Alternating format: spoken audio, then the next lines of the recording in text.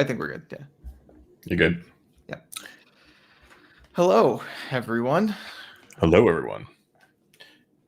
How is everyone doing today? How are our audio levels? Are we good? Is it working? I sure hope so. Yeah. I want to close a few applications here.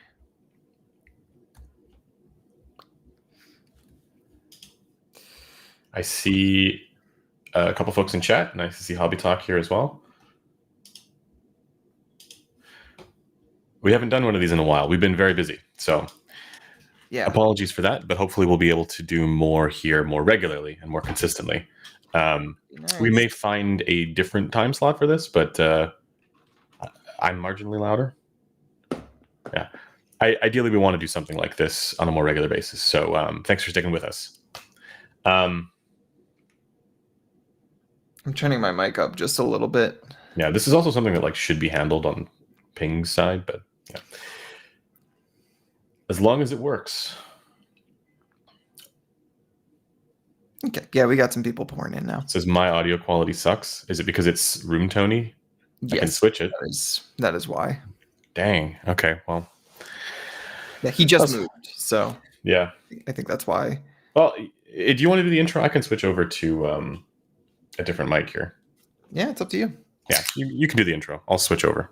Okay. Well, hello and welcome everyone to the Noise Floor. Obviously, we haven't done this in a while, but we're glad to be back. We just had a very busy few weeks. Andrew, especially, who's been going through a move and having to do a whole bunch of content about some very important headphones, which we're going to talk about in this stream as well. For those who are not aware, the Noise Floor podcast here is brought to you by headphones.com. They make all of this possible. So if you want to support this stream and us being able to do stuff like this on our weekends, definitely consider making your next purchase for a audio device of some sort at headphones.com. Because again, they are the ones that make this financially, logistically possible and emotionally possible. Anyway, so we have a few things to talk about today. The headline topic here is going to be potentially a little bit controversial, depending on who you are, if you're more of an IEM or a headphone person, or if you didn't like the things we like as much this year, or like the things we didn't like more. But I do want to wait for Andrew to be able to chime in before we get into that too deeply. How's everyone doing in chat? Are you guys good? I see Shay. I see Awab. I see Vale. This is also one of the streams where I feel like we're going to have a lot of news to talk about. So there are a few products that have come out recently, either actually in consumers' hands or they've just been announced. And there are a few interesting things there that I'm going to want to talk about. How are we doing? Good. Sounds way better. All right. Yeah. I was hopeful that I'd be able to get away with using the Lewitt. Shout out to Lewitt. The Ray microphone, because it has this really cool ability to make it so that if you're further away, it's not a problem. And if you're closer, did you turn that on? What? The Aura mode? Yeah, I did. Oh, okay. But so that works. It's just that because it's not like a microphone like this, it's picking up tons of room tone. So, and I haven't done any room treatment for this new space yet. So, it's been like I moved and then it was just like all the things all at once now. So there's been no time to really even consider what to do with this space. So yeah, very echoey boy. Yo, sorry to hear that, Sean. One Tech X1. Yes, we are both sporting D1. I have a capper strap on mine. I don't know if it's very visible. You can see like just how close the padding gets. This is like a millimeter distance, but it does help. Recovering from emergency dental surgery. Been there, man. Yeah, it sucks. You have. Yeah, it sucks. Yep. A lot. So hope we can make your recovery a little less dull, perhaps. Though perhaps that's or more dull. Yeah. Yeah. But anyway, glad to see everyone here. Hope you guys are doing well. If there is no further ado, I think you and I can probably just get into it, Andrew, Yeah, right? there is no further ado. Let's get going. Cool. Okay, so the first topic I have, I had phrased it a certain way in our little like notes channel for the topics, and I would rather read it off there than the card, so I'm going to do that really quickly. Sure. Um, so the topic I want to talk about is how the fuck are headphones actually getting better while IEMs, the ones that should be advancing at light speed, are stagnating again? This was, at least in my opinion, supposed to be the year of IEMs, and it really wasn't. And I kind of want to talk about why you think that is, because I have my own ideas. So my spicy take here is that I actually don't think that is, because I do think that meta is an improvement over the older paradigm. So it's like this is what a situation where like things need to. It's almost like things need to break a little bit before they can get better, and the traditional sort of ideas about the race to the bottom getting broken is probably a good thing. Um, because then we'll start to see more and more stuff that's actually good coming out. But as far as the actual products that have been released, obviously we can point to big disappointments like the AirPods Pro 3, right? Like that's one where it's like that went the wrong direction. And then as far as a lot of the other products that have come out, stagnating really is the way to understand that because everything is sort of shooting for the same kind of sound signature, which is better in many respects than the previous paradigm. But they keep making the same mistakes, right? It's like they keep tripping over themselves. Everybody is, there's a somebody who's going to know where this is from, but you can only assume the tickets to hell are really expensive, and for some reason, everybody wants to be first in line. That's sort of how things are going with the IEM world. Um, and I have to answer the question a little bit. I think it's because the IEM world is hyper focused on. Um, well, I guess everybody's focused on trying to sell as much as possible, but for the IEM world, my sense of it is that a lot less is about the theory and a lot more about like what's actually selling right now and trying to eat the lunch of the thing that's selling. So they'll see, okay, this is the sound signature, this is the frequency response of a product that's doing well. What can we do that's kind of like that because we also want it to do well?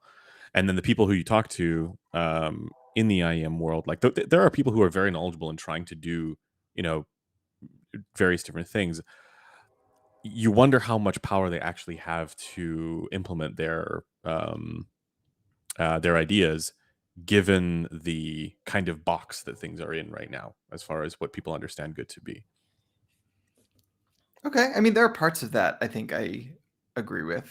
Um, I mean, for one, I disagree that the meta is really better than what came before it. I think it was Oh, yeah. not You as and I are good going to as the very Mega much 5 disagree. VST, not Wait, as whoa, good whoa, as what are the. you talking about then for what came before? I'm talking about things like Harman IE or like even IEF.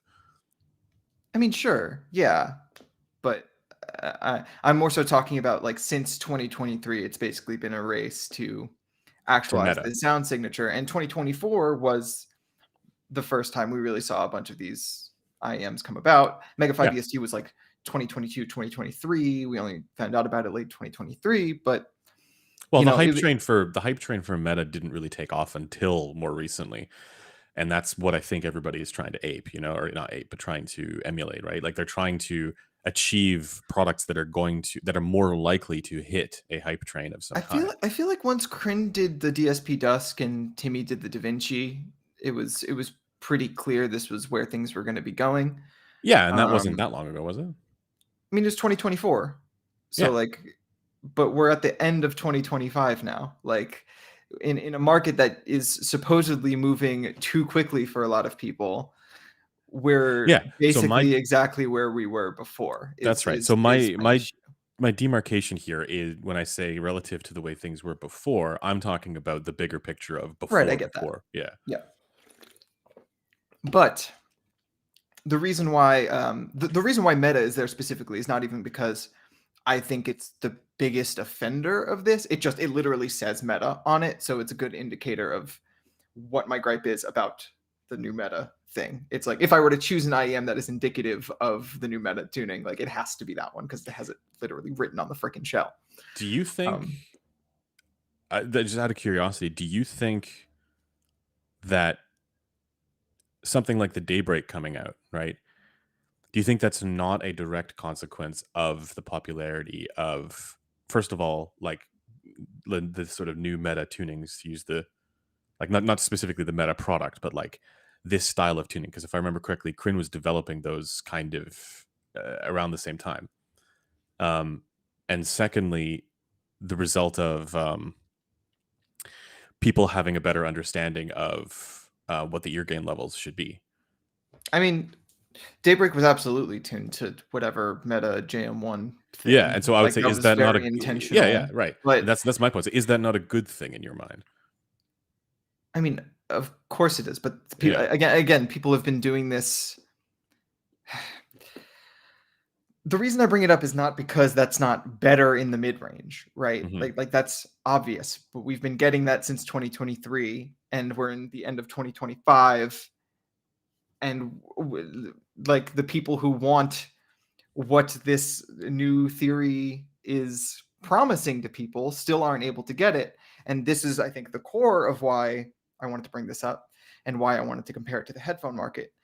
It's because the IEM market and its tuners are different in kind of the way you say, where Hmm. they, because it's such a fast moving market, yeah, they may be more focused on dethroning the thing that's coming right before it and eating its lunch. Hmm. But I also do genuinely think that the market of consumers itself are less mature. Like like That's they certainly true. there is a inertia that has to be paddled against when it comes to the like technicalities in the Hmm. IEM space that does not exist in the same way in the same magnitude as the headphone space.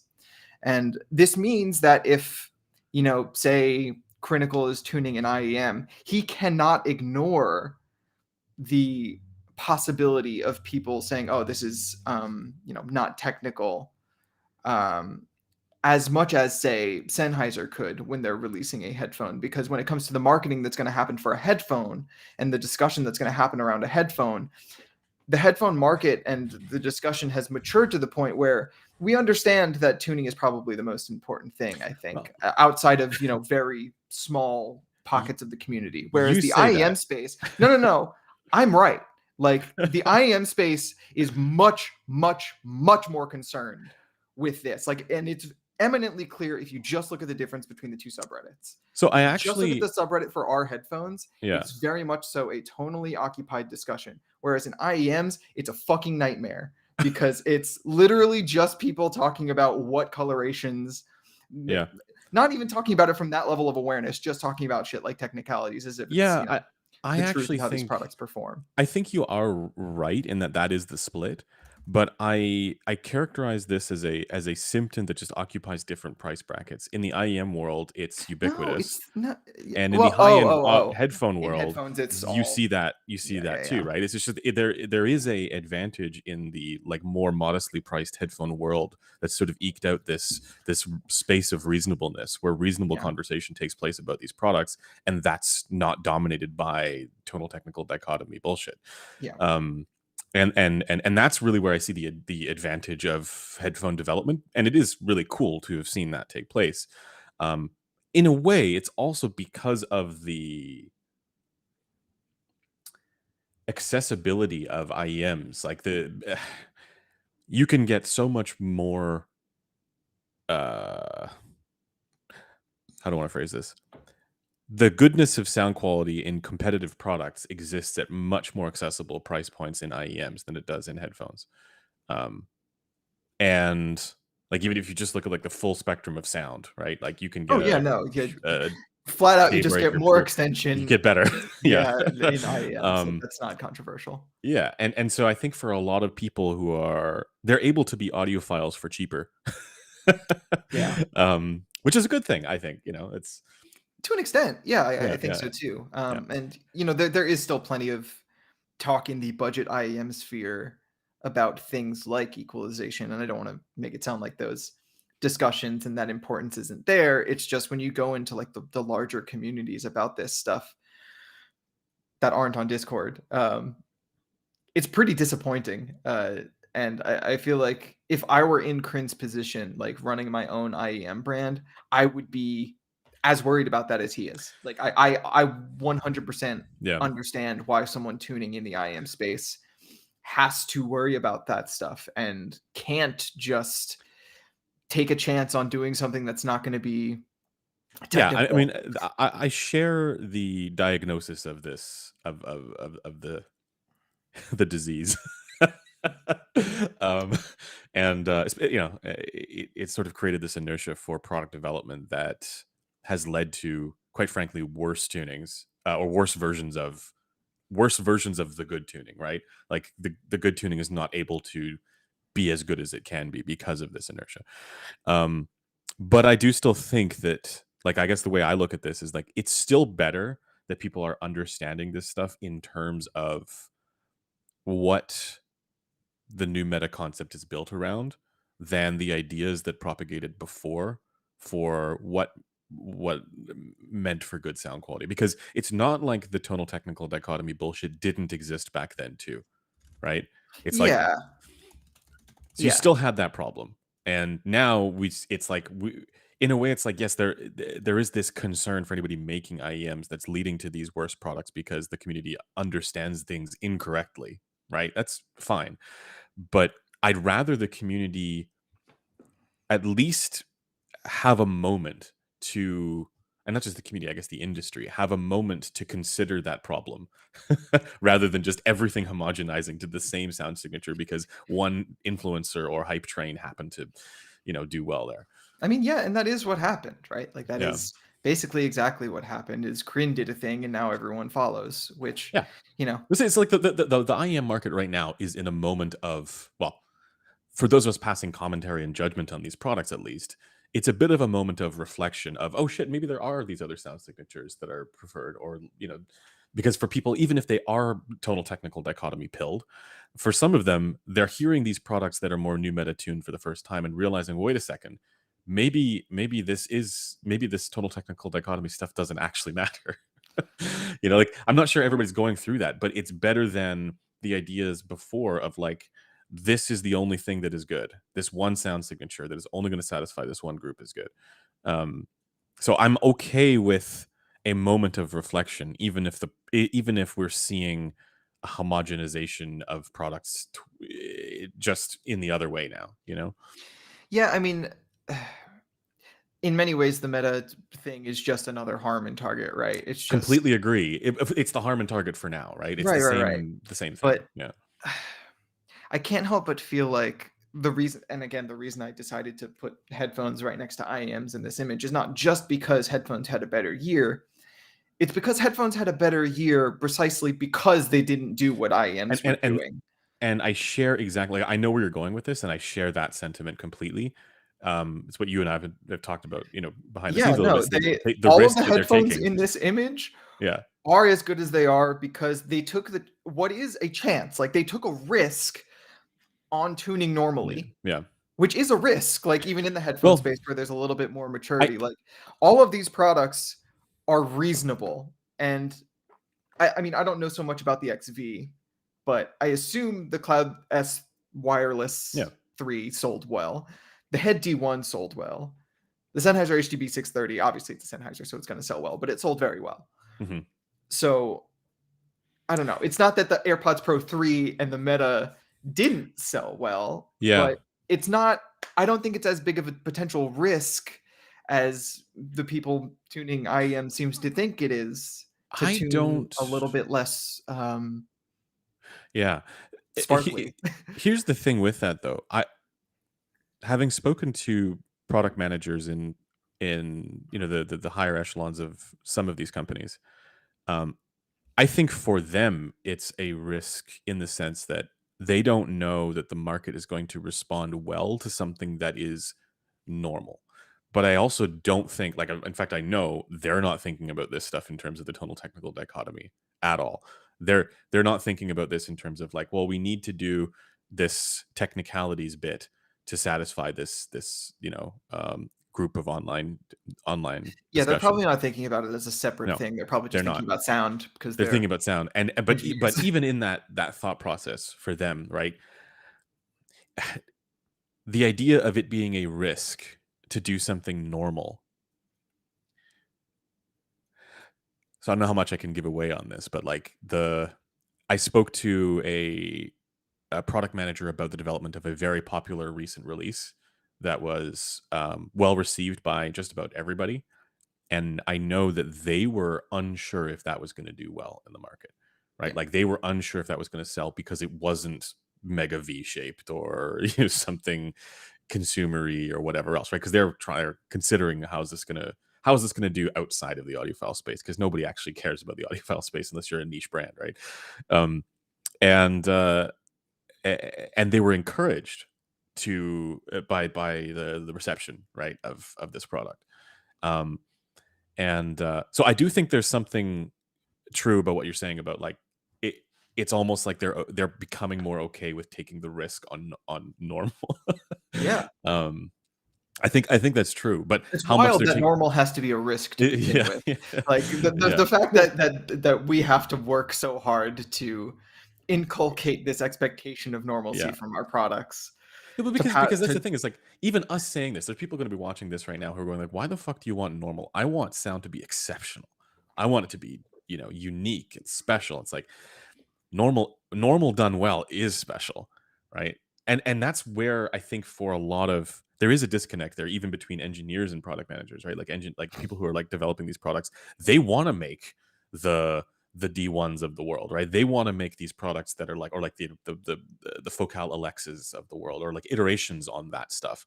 Um but because they don't see it as a risk, they see like and this is again from the ones I've spoken to only, but they see this as like, all right, this was good, but I can make it like this but slightly better, and that's what it needs to be because that's what good sound is.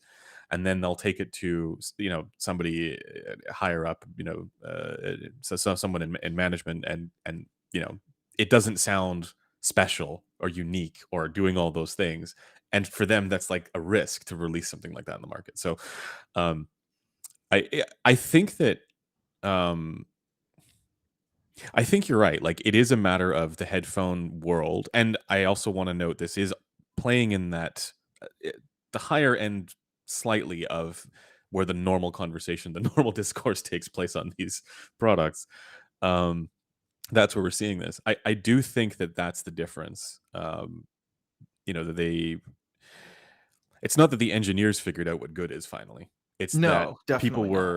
people were Yeah, willing to bring that to market, yeah. where maybe The previously they needed to do something more moonshot, as much as like we would like to think we have been instrumental in educating actual acoustic engineers on shit, obviously that's not the case. Like the Well, issue has never been it depends on who you're talking about because ugh, in the sure, larger yeah, whatever. yeah, Yeah, I know what you yeah. mean, but Because there are but no, definitely some where it's like what just vibes yeah, tuning, there are plenty that don't know, and that's fine. Yeah. But it's never been solely an issue of like education or knowledge. It's basically, to my mind, always been an issue of willpower, not Yeah. willpower, will. Yeah. Like, Willingness to bring this to market, right? yeah, yeah. Um and well, And it just and this seems is like with why. IEMs, that's where we're at a place where there just isn't will to do that Well, so because there's one fear. area though where I do kind of disagree with this idea is in the gaming world because I do think with the gaming audio stuff there was a strong sense that good is something else, right? Like I think they thought that you know, if you look at well, I know Mr. Super calls a lot of those sorts of tunings like gamer bass, right? I think there was this Oh, idea yeah. of that's what the gamers want. And if you looked at what those headphones sounded like, a couple years ago, or like even some of the ones that get released now, like I feel like Razer might still be doing this, but there was a chase For of a some of sound them. signature that was awful. Yeah. And so in a way, it was like maybe for them, they really just didn't know what Mhm. good sound actually was, and it took someone like well, it took someone like well, it's technically Ahmed who is responsible for the HyperX. Mhm. Someone with deep experience and knowledge on what good sound is in headphones. Um, in a product like that to bring them across the line. And I also have to give a shout out to the Maxwell for stuff like this because that you know it that to me was the watershed products. If somebody knows of like, was there a product that came out before the Maxwell that was already kind of this tuning? I can't think of it. Maybe there was, but it's like that came out and then we With started. that tuning, I don't. I don't think so. That came Uh, out, and then we started to see these, much more competent, at least for the mid range, right? Like bass and mid range was so much better than the previous stuff. And even in brands that were like legacy gaming brands like Astro, they followed suit on this pretty quick, if I remember correctly. yeah, yeah. Um, Astro and I think Steel Series as well. Both took notes yeah, from yeah. So it's Maxwell, like, not only in terms of like their sound profile, but also their features. yeah, yeah, exactly. So it's like that to me is like, okay, they definitely figured out what good is. For now, the question I would have for you is like, how do you feel about the wireless ANC market For over your headphones or IEMs? for over your headphones? I mean, IEMs are lo-fi, so it's whatever. Um, IEMs, it's like, oh my god, dude, the GWS world.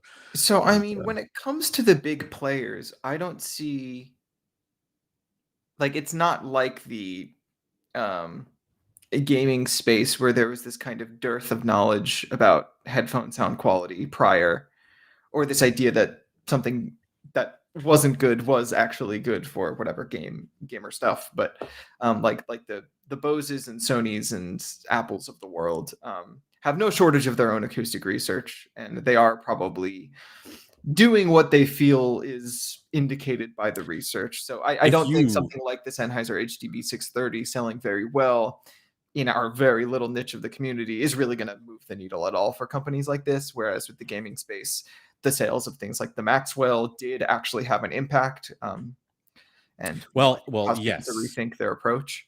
So again, this is where I like to think there is some figuring out what good is going on here, with all of this discussion. As you say, it's largely not that there isn't that expertise there or that knowledge there. It's that it's about willingness to, actually execute on this and bring it to the market. That's what I mean. But Like, but my point there is, even if you look at those other products like maybe not the Sonys, but the Bose ones for sure, for a long time, if you zoom out on that sound signature, that is demonstrating they do know what good is, right? Like yeah, they no, and again, yeah, as you say, they have been for a while. Like for a even while, right? even the older ones, like Yeah. they didn't sound good, but if you measure them on a rig, they did look pretty good. Well, right. But if you think about like what is going into the consumer sales side of that, we know that there's a lot of different factors that contribute to purchase decisions. And so if you're making something that is a product as heavily influenced by marketing as what those ones are, it is a matter of delivering on things like unhinged levels of bass. you know Great noise canceling, great comfort, unhinged levels of bass, right? But if you look at the rest of what's going on there, it's like, yeah, this is like super normal and generally competent. Like, yes, they have their Defensible issues, but as hell. yeah, Yeah. super defensible. So you have to imagine that this is what these are products where it's like, at some level, marketing just got in there and was like, oh, we're going to just make sure we do this with it. And they're like, okay, Marketing moment. I mean, yeah. yeah, that's yeah. If if anyone gets a chance to talk to an engineer at a headphone company, Yeah. like a larger one, ask their opinions of their product managers and their marketing. Yeah. You'll hear some funny stories for sure. But yeah, I mean, I think we're on the same page there. I think Yeah. I think we agree. It's Yeah. just again with IEMs, I think it is a vastly different set of values on the consumer end, because it's not really about marketing. Like I feel like IEM marketing is such a I think your noise gate's a bit strong. I don't have it on. Oh, Um, maybe you're just too I'll far get away from the. I'll get closer. Yeah. Um, Get all up in the grill. IEM marketing I find not to be very much about like whatever like actual pieces of marketing are out there. It's more about what like the community has almost trained itself to key in on certain aspects about the IEM itself that, aren't really to do with its sound quality. Like people will, when an IEM gets released, the first question is, what kind of drivers does it use? Yeah. Um, and Where obviously, I think the IEM space does care about measurements as well, but um, I mean, that's definitely true of headphones too, but that's in certain spaces, right? Um, yeah, like that's head-fi threads, right? yeah. I mean, which part, like the The driver? what driver does it use? No, I think that's pretty. It's pretty common. It's No, no, pretty. I'm saying for headphones, it is like that as well. Oh, for headphones, it's like that Yeah, as yeah, well. But yes, yeah, only on places like HeadFi. yeah.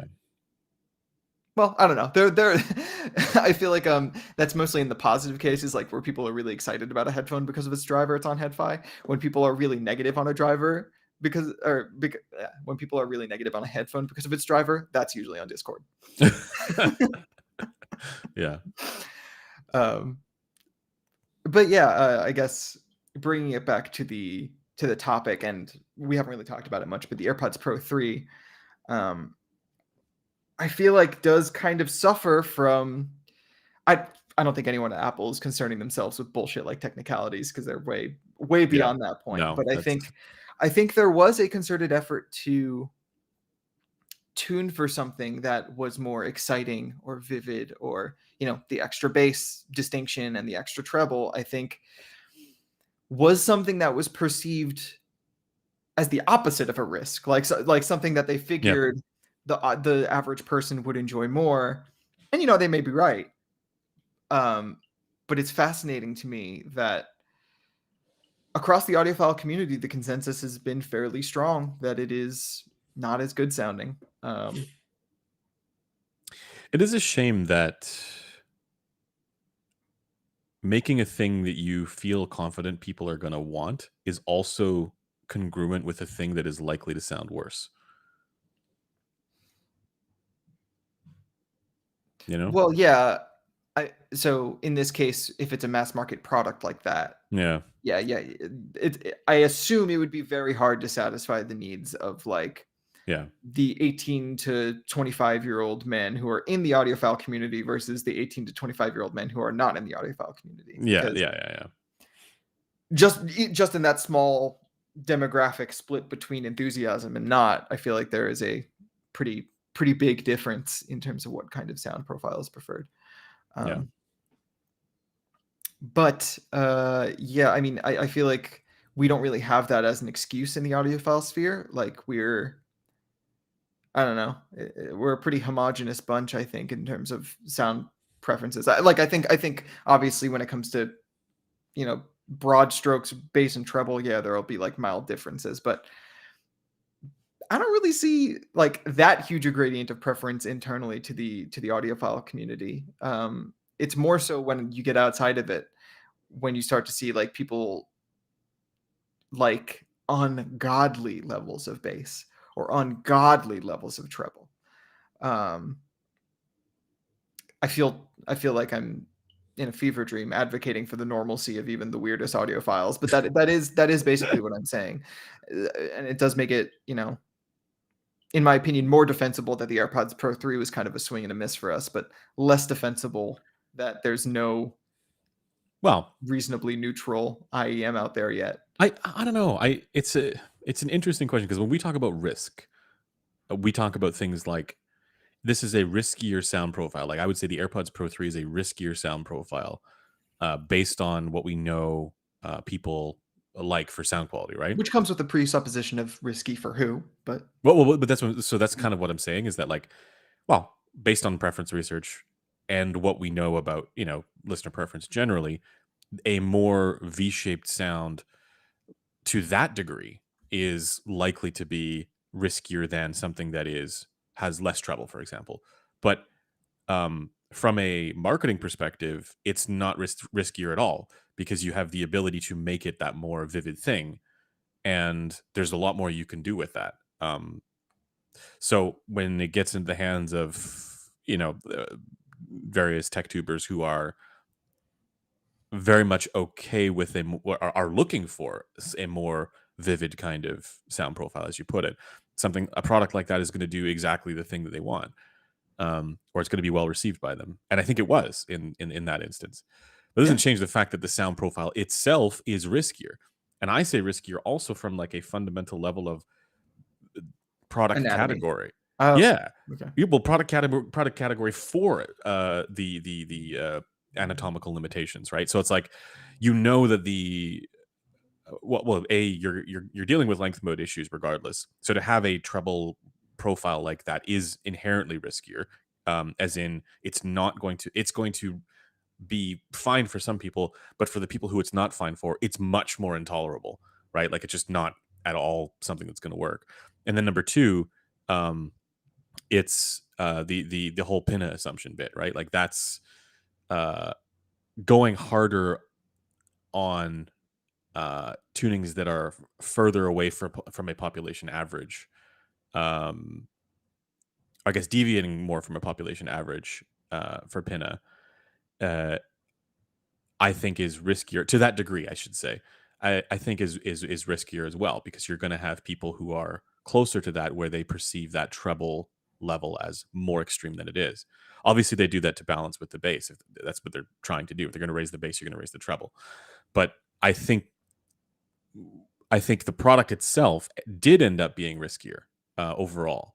Um, and that's one of the reasons why, like, to me, it's just straight up intolerable, right? I'm on the outside looking in for products like that. Um, Yeah. Whereas the AirPods Pro 2, it's not a problem at all.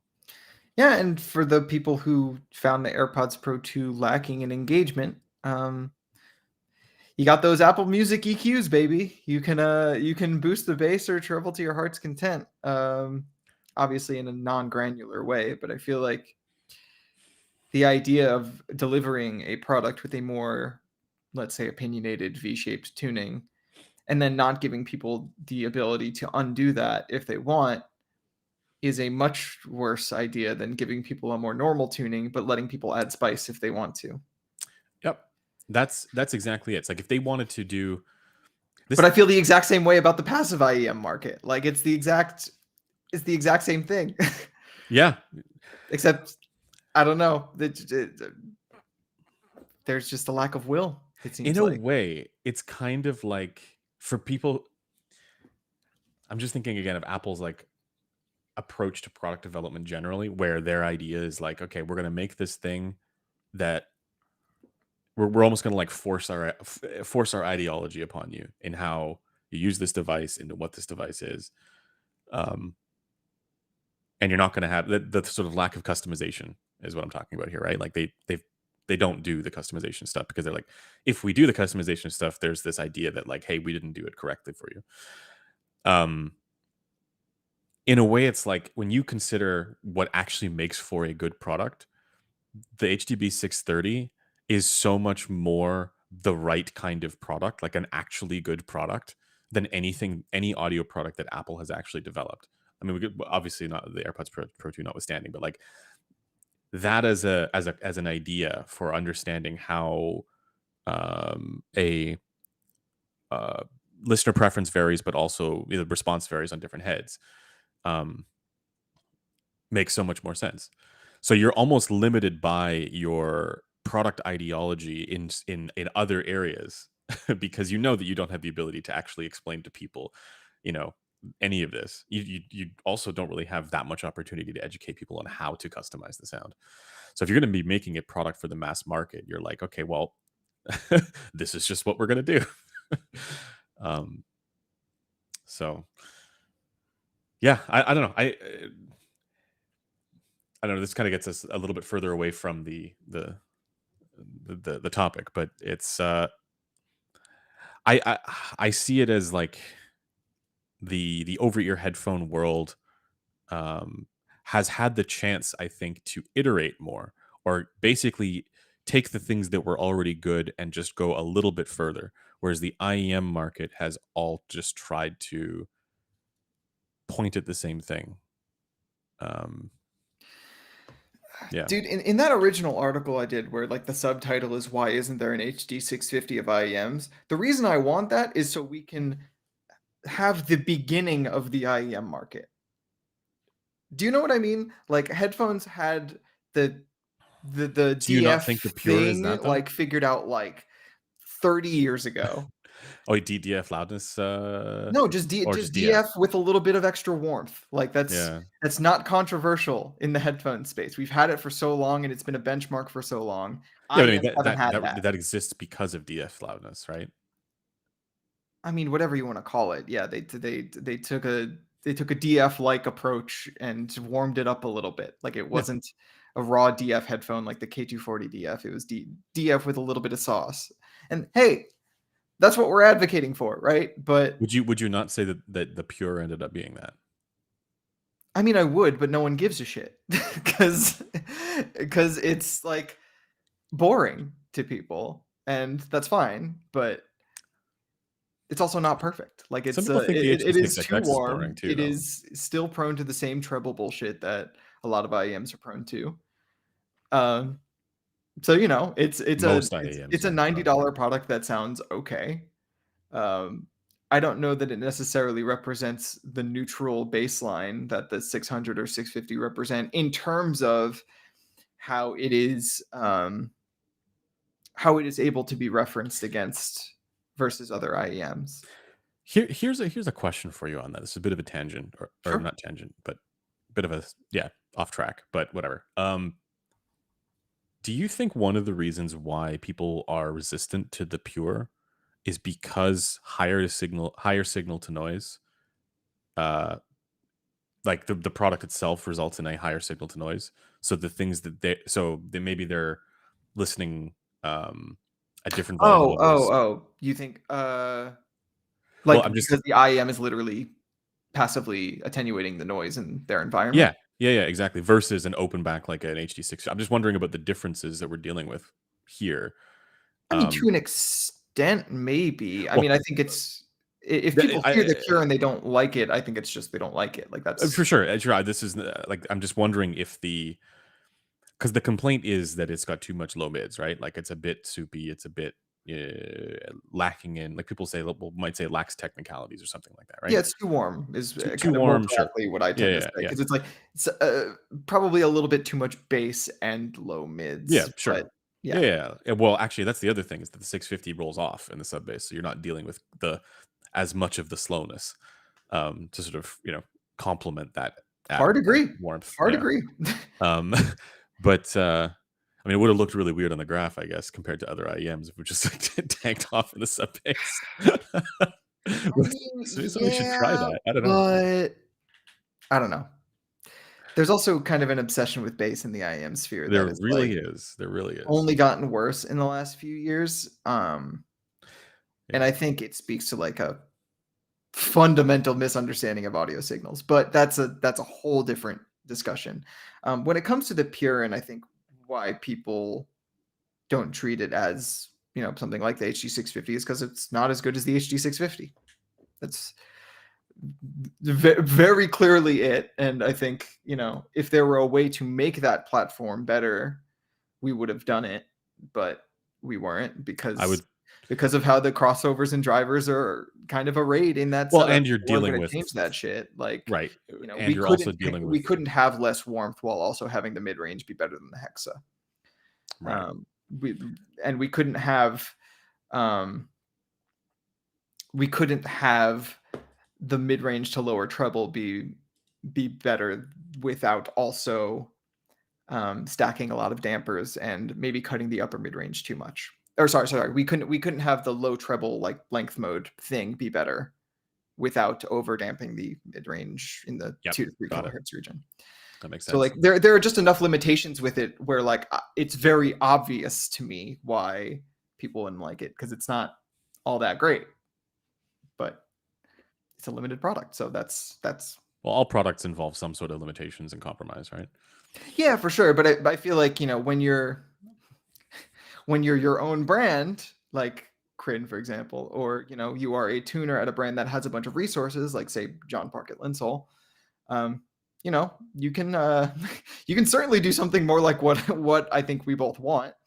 Yeah. It's just there's first no mandate from the community because the community is this entirely fragmented, confused uh, base of people that doesn't really have any core to it. Because again, that's why I wanted the 650 to be the start of something in the hobby. Right. Instead, it ended up being the Mega 5 EST, and people have just been kind of and the Storm, and people have just been kind of copying that formula, which those I mean, IMs are hey, that's fine, but okay. it's That's like okay. yeah, it's I guess just that's my point, is that's okay. yeah, sure, but it doesn't actually deliver all that much that's new because like I don't know if the audio was doing that tuning for Yeah, a that's true. while. Oracle, um Mark 1 and, all that in stuff. the Hell yeah, dude. clairvoyance and yeah, And back then, people were roasting that stuff saying, "Oh, it's not good because it doesn't match Harman IE or whatever else," right? yeah, and because it's low tech, but like, that's what I'm saying. Like we're like as a space, we're not really anywhere different or more educated, except on how to graph sniff and be A less happy with the products we currently have. Like I feel as like, as always, the problem is with the audio file.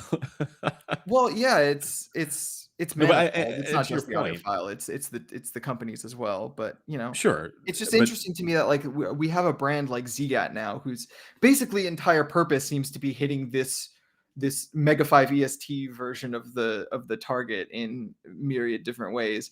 it's your And fault. yeah, probably a little bit, honestly, genuinely. Um, and then like their most interesting product, the Lush, is like the one that is least talked about. And I get why. Again, it's not perfect. But it was at least interesting and different, and they haven't Mhm. done anything interesting or different since, which kind of a shame. And then when companies do things differently, like the Zen's Top Pro 2 or whatever the fuck that thing That is wasn't called. different. That was basically that was A different Zgat mid-range. Storm. It was basically the same, right? I don't know. You Yeah, didn't like it. Um, I did not. Neither did Mark. yeah, too much bass. See, you're just not bass head enough. Yeah. Yeah, But no, that to your point earlier problem. about the IEM community just not being particularly mature, I completely agree. I think that's like basically being stuck in this influence laden hellhole of technicalities circle jerk. It's it has pigeonholed brand maybe the product development in a way. And I think, but that's the thing, is like it was pigeonholed in a different way before too. So it's just like that's just Well, the it was nature of pigeonholed in this. the same way. It's just a different target now. Just a different target. Yeah, that's what I'm saying. Yeah, It's like yeah, it's yeah. so yeah.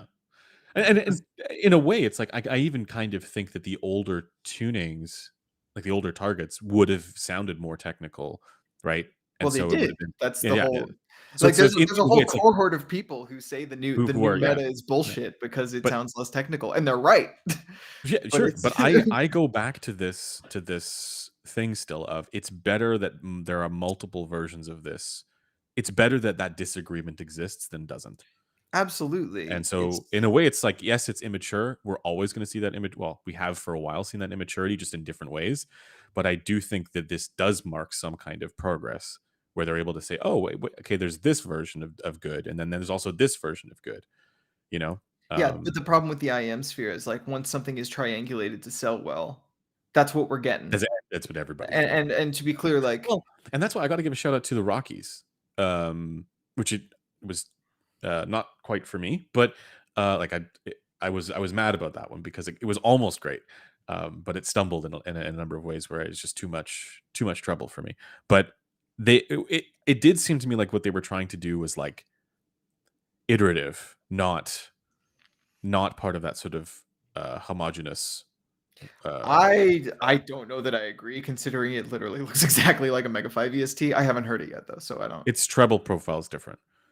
Interesting. It's got more treble. Well, as Okay. Caleb said, it's kind of like boiling, like water to the point of boiling, but never actually boiling, right? That's like The it's hot, simmer. but it's not. Yeah, yeah, yeah, Yeah. yeah. And to me, it was boiling. It had that sort of shrillness to it. I was like, no. But I got the idea of what they were trying to do, which was to give that sort of tuning a more technicalities kind of vibe to it, right? almost like HD800S affecting it, right? Kind of Oh, shifting things a little bit more towards the treble for the ear gain, away from that mid-range band. But that had the consequence of making it sound kind of lean too, right? yeah. So, um, but it's like people, Kryn raised this issue of if you have too much bass that starts too high in frequency, you end up having things be muddy. And I think, well, yeah, just try harder. You can have your you can have your cake and eat it too, right? Like you can make a product that sounds clear and resolving and technical while still having good quality bass without this unhinged level of sub bass that's just slopping everything up, I mean, look, right? as always, it comes down to a failure of imagination, right? Like Yeah, it's the completely a fact that failure of we're imagination. basically iterating. In the past, we were iterating on two targets, and now we have a third target that gets iterated on Yeah, endlessly. yeah. It's not. It's not what you would want, where this target is being gradually refined and bettered over time. Well, but that's why I point to the Rockies. I don't think they did this, but I think they were. I think it was enough different where it was like, okay, here's a take on this, maybe to try and solve this problem. I don't think it was the right take, Yeah, but it was a slight um, modification of that thing that everybody's doing. I would have to Um, hear it to yeah, agree or disagree with you. it sounds notably different from the Mega Five, Megafest. Yeah, yeah, yeah, for sure. got it. Particularly in the treble. Yeah, But like my take there would be, well, you can do the higher in frequency bass rise, right? Without going so unhinged in yeah. bass I think the level. problem there is just people are boosting Harman or Crin amounts Oh, yeah, you know what at they're that doing. You know what frequency. they're doing. I'm just saying you can still do a bassy sounding IEM that has this clarity, has resolution, has the technicality stuff, by affecting the rest of the response, right? By tuning the rest of the response in a sensible manner that works with that has that balance. Um, People don't know how but transients work. but people don't want to. Yeah, that's the risk people aren't wanting to take, right? Yeah, Um, yeah. Which is so fascinating to me because bringing it back to Crin, I feel like easily the product of his I see the most hype for consistently in any community is the reference. Like people are so fucking hungry for that less bass IEM of his. mhm. Obviously, it's taking a while, but I Maybe don't know. Like, and in talking to him, like he seems like he's almost doing it reluctantly. Like he's doing it to please a just vocal you, part of like the. Well, this no, I fucking think guy I think right he here. does literally think like this is something for me. When it's like it's not just me, dog. Yeah, I mean, but you have to also remember he has made two of the more ubiquitous Harman IE target IEMs that are both really bad. So he's making things that he thinks is going to He's, sell I because don't mean to be rude, but he's made a bunch of stuff that I don't think is very good. yeah, yeah. Um, So like, but even he, I don't imagine is that into them, right? I think it's like yeah, he's no, doing I it think because he's trying to satisfy a he's market. he's able to identify Yeah, forces in the market that are asking for something and then yeah, deliver that thing, and then he gets the profit off it, which is great. But because I would yeah, rather him profit off it than basically anyone else. But oof, man, yeah, yeah. yeah. Anyways, that's that topic. I don't really have all that much else to say on it. I Headphones are good. Is the last thing I want to say on that.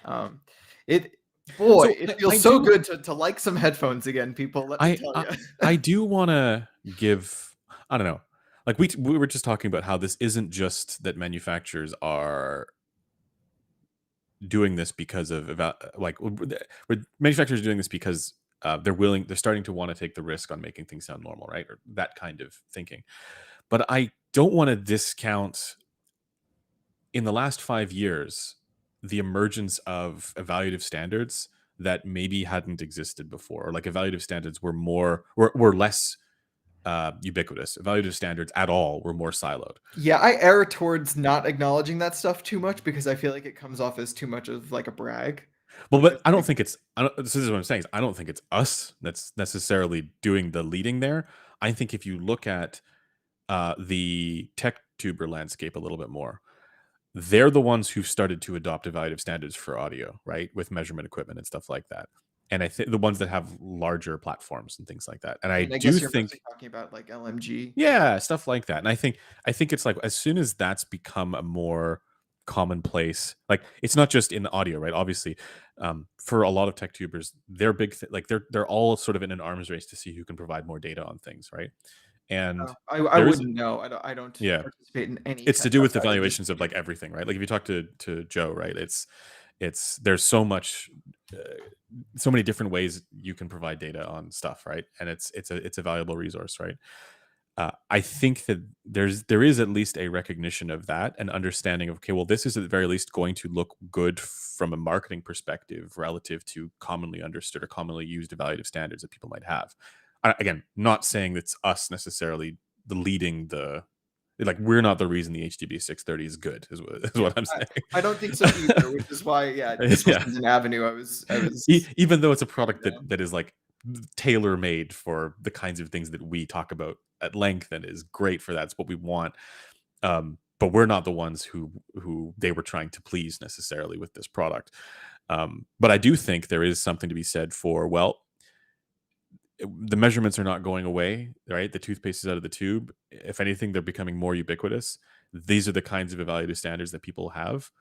Let's ensure there's a thing that what we do looks good for this, because it will be well received by people who are, providing data on this stuff. Data itself is a compelling marketing tool, and so I do want to give a nod to the evaluative standards. Yeah, no, Um, there's I use the term fairly often, but there is an implied authority when it comes to data that I feel like if yeah. you're a marketing department at a firm, you should want your stuff to look good in the data because that means people who even don't understand the data will take that Yep. with authority. Oh, and that's the thing, is, like, there is so much of the Hi, Blaine. people who engage with this space but never participate. The based many who are like, I'm gonna check out what's going on here. Oh, okay, this is good. Okay, I'm out. Right. Yeah, the There's a the silent majority, the silent majority of, but this, yeah, the silent of majority who are, non-entirely online yeah. consumers. Yeah. And this is the thing, is, like, we don't ever have a sense of, well, I think we can make assumptions about how they engage with data, but we don't actually have a sense that they understand it in any way other than to inform their purchases and give themselves confidence. And in many instances, that's false confidence, right? Like, that's what my assumption would be. But that alone is a reason for manufacturers to develop products, you know, based on how much influence that has. Um, so it's like, if you make a product that perfectly matches Harman, right? Like, say even smooth Harman, which we know wouldn't sound great. Um, you know, there's every reason to believe that the product like that would sell well. you know, it's going to look good on ratings. It's going to look good on ASR. It's going to look good on whatever, all these different places who are measuring relative to that. So it'll sell. Yeah, and honestly, I think this probably dovetails into the next topic because now we're kind of getting into what our role is in all of this. So I'm going to go ahead and move us on, as long as you're cool with Yeah. that. Yeah. Yeah. Cool. Um, Okay, and shout so outs to Blaine's comment here that IEMs aren't real, because I agree. so true. Okay, so the again, I'm going to read what I Oh, wrote in our chat, not the card here. check this out, by the way. What's up? This is for Blaine. Oh, is that the new one? Yeah. That's pretty. I like that. So I kind of prefer the non-shiny of the old one. But I like the color, like the color contrast here. I think it looks nice. I feel like it has like a lightly feminine touch to it that I Yeah, vibe but with. clearly that's why I got it. Yeah, of course. Um, No, I okay. just thought, like, everybody's getting the black ones and the dark colored ones, so try something that's a bit Yeah. lighter in color. Okay. So the topic we're moving to is: do reviewers have a responsibility or a mandate to push the industry and community towards certain aspects of the science or other aspects that may be underestimated in terms of what matters? Or is it our job simply to report impressions? And are we overstepping? It's a nice view. It's something. It's just Blaine was saying he's glad I stepped out of the dungeon. We're still somewhat dungeon like here, and it's a small office space, but better than before, I guess. Yeah. Less of a Uh, closet. So the reason I bring this topic up is because, well, there are a few reasons, but the main reason is that this week, Dan and I were having a discussion. Dan Clark and I were having a Oh discussion on yeah. HeadFi, and it was a nice exchange, just kind of talking about his paper, where I kind of see the paper not to really show that much, and it made me realize that I've like I don't know before I was in this space. I feel like a Tile had some similar interactions with brands, not necessarily about studies, but more about products and how Tile maybe had his own ideas about sound reproduction or design or whatever, and then would, you know, maybe not disagree, but like have a opinion on how things were designed, and then have a dialogue with whoever designed it or the company or whatever Yeah. about those things. Um, those were always the most interesting like parts of Tile's contribution to me, because I felt like it was almost like having an advocate on the consumer side where there wasn't one usually, and I feel like Kryn is very much the same way, where because he knows a lot about IEMs, in some of his history, he had situations like that where he also got to advocate on behalf of the consumer in terms of what we were being offered, maybe not being as good as its price or marketing implied. Um, but I feel like nowadays we go a step further where not we like literally us, but I mean there's a lot of because the community is so like measurement focused in a lot of ways. I feel like there's a lot of false confidence on the part of the community that they know more than the people making the products. And maybe that's true in some cases, but I don't know. I guess I just worry that um, our confidence overextends to our audience too much, um, and I'm negatively. not sure. I'm not sure I've seen that because Yeah, so like what I've maybe seen. it's mostly on Discord. Yeah, I what I've seen is people who have no understanding of how products get like when people see a measurement, they think, well, why didn't you just tune it like this? When it's like they're not considering the type of product that it is and the tuning constraints that go around Yeah, making or a just how product like hard it this. is to make a Yeah, product. we'll bring a product to market, that kind of stuff. But Yeah, like specifically things I'm thinking of is like in the D1, one of the D1 threads, right? There were people being like, oh, why it has no bass? What's going on here, right? Because when you look at what the preference bounds shows people want for bass, it rolls off in the sub bass, right? And people might be used to bass in IEMs. It's like, well, this is an open back headphone. Right, we're dealing with kind of different design parameters. Like obviously you can make an open back headphone bassier, that's not the thing, but like the idea that this should be compared to the trivial nature of tuning lots of bass in an IEM, for example, to then take that to the manufacturer and say, why did you just do it like this? Why did you just give it like a lots more bass? It's like, well, yeah, like yeah, that is kind of what that is kind of what I'm talking about, though. Like, I feel like because so much of our education has not solely, but largely focused on what people can see on a measurement and what they should have confidence in. And again, maybe this is more on Discord where I see it. I see a lot of people underestimating the work that goes into making a product and overestimating their own ability to know just based on a measurement that like know in their souls that it was a low effort product, or that there was no thought put into it well, or whatever. okay, here, This is the first half of the question, by the way. There's a second yeah, half we'll get to yeah. later.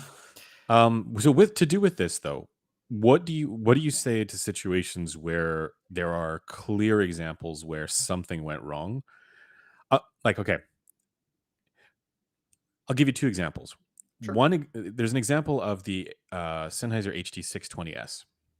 That's a headphone where the problem there was not to do with the design of, like, it wasn't to do with like when they actually designed the product, and the engineer behind that is actually one of the most brilliant headphone engineers that that exists in this space right now, like somebody who is very experienced Who in was it? making Anders.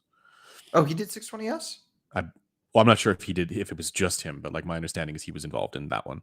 Sure. But um, but the outcome of the product, when you take a product like that to production, um, the end result doesn't necessarily match what the like idealized unit is, because you're dealing with large suppliers, of different types Of of all materials. different parts of Exactly, yeah. of So of headband metal yeah, yeah, yeah, yeah. parts and And foam like, for the ear pads. to be clear, I'm not saying like it's still not as, it's, how do I put this? It's a closed back headphone that in that category there are many worse options, but it's not as good as I think what they wanted it to be for certain types of things, like its bass, how the bass gets handled. Um, and that was a result of a difference between a product being brought to market and the individual design of a headphone. And I think that's a thing that happens all the time in this space, and we don't know about it, right? So there's all kinds of products where like we evaluate them and we're critical of them, and the community is critical of them, and they say, well, this is the problem with this, why didn't you just do it like this, right? I've seen even like Amir post this all the time, why didn't they just tune it like this? It's like, Yeah. well, in some of these instances they did, but then something happened in production with a large scale supplier or whatever that led to what we see now as the end result. And companies And have to make decisions to just go to market or not, right? Like you have to make a business call. And I don't fault them for making that business call, but I also don't fault the media side for being critical of the product for turning out that way, because no, it's of not their course not. fault. Yeah, no. So yeah, Yeah, so it's just but a what I missing do think is understanding. that There's a missing component there of understanding the reasons why. The second example I want to bring up is a bit different, I think, and it's the example of a product like the Beyerdynamic Eventho 300. Their wireless noise canceling I'm headphone. familiar. Yeah, I'm just Yeah, wondering where you're and going with this. and the thing is, there, where's the excuse, right? Like Ah, that's one where I genuinely don't understand how a product could be brought to market that is that bad, plus the fact that it's a wireless active product, or the PX8s of the world, right? Like that type of stuff. It's like, how are these products that bad? I know there are people out there who love the PX8s, but like, let's take it on faith that, like, okay, like imagine that it's bad, even if you like it, because it actually is bad. Um, the it's an active product where you did have the ability to tune it in a certain way. When there's criticism of that stuff, I don't I don't know what the to get to your earlier question here, what is it that the community is missing there? That the manufacturer understands, the manufacturer is experienced in. well, Uh, how the acoustics may limit the confidence you can could make be, with certain tuning decisions. could Yeah, be, and we know this having spoken to people behind the someone. scenes. Yeah, there are absolutely limitations there, right? Yeah, So like it could be the case that the folks at Bayer are extremely experienced engineers and know exactly what they're doing, but for whatever reason, something on the development side led to this outcome. And now the community is reacting with, they don't know what the fuck they're doing, right? And like, maybe that's true, but maybe it's also true that they don't know what the fuck they're doing. Like I yeah. don't Look, it know. could be. It could be. Yeah. I just think in terms of reviewers like us, we don't know as much as I think we frame ourselves to know We definitely don't know sometimes. as much as the engineers making Um, these products do, right? That is like, when yeah. you speak to these engineers, right? Like it's very clear that they are, at least for larger companies, like Yeah, by and at large, least for the good ones where yeah, we actually by bother to have a dialogue with that's right. them because By and yeah, large, they are they are knowledgeable in ways that, it's funny. It's almost like the evaluative space has taken a long time to catch up to what engineers already have known for a long time. When you yeah, talk to them about like headphone behavior variation and acoustic impedance stuff, and they're like, "Oh yeah, well obviously, like, and this is why headphones are a hellscape." It's like, yeah. they know all this stuff that the community in the last couple of years is just sort of like starting to understand. Some of them do, yes. Yeah, some of them. Again, I have to qualify that. Some And of them. the issue is until we talk to them about their products and get a better idea of where their head is at when making it, we don't know which ones. This is true. Yeah. Um, so Yeah. I don't know. And to your point, in many instances, there are design limitations that yield whatever outcomes that if left to all the resources in the world, those engineers would be able to not have those same constraints. So Yeah, yeah. Sometimes the product just has an upper limit on how good it can be. yeah, Because there are non-negotiable things about that product that need to happen that are not the sound quality. yeah.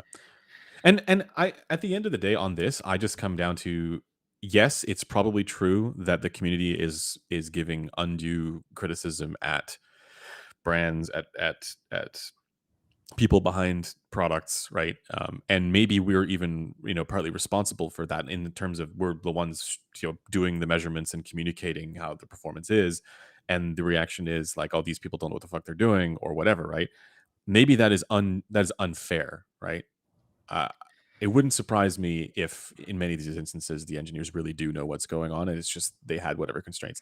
At the same time, that's not something that the community should have to just cope with, right? Like I'm Yeah, and to be kind of clear, this is another area where I think it's different between headphones and IEMs yeah, because IEMs, you're already kind of aware you're working with like an acoustic worst case scenario, yeah.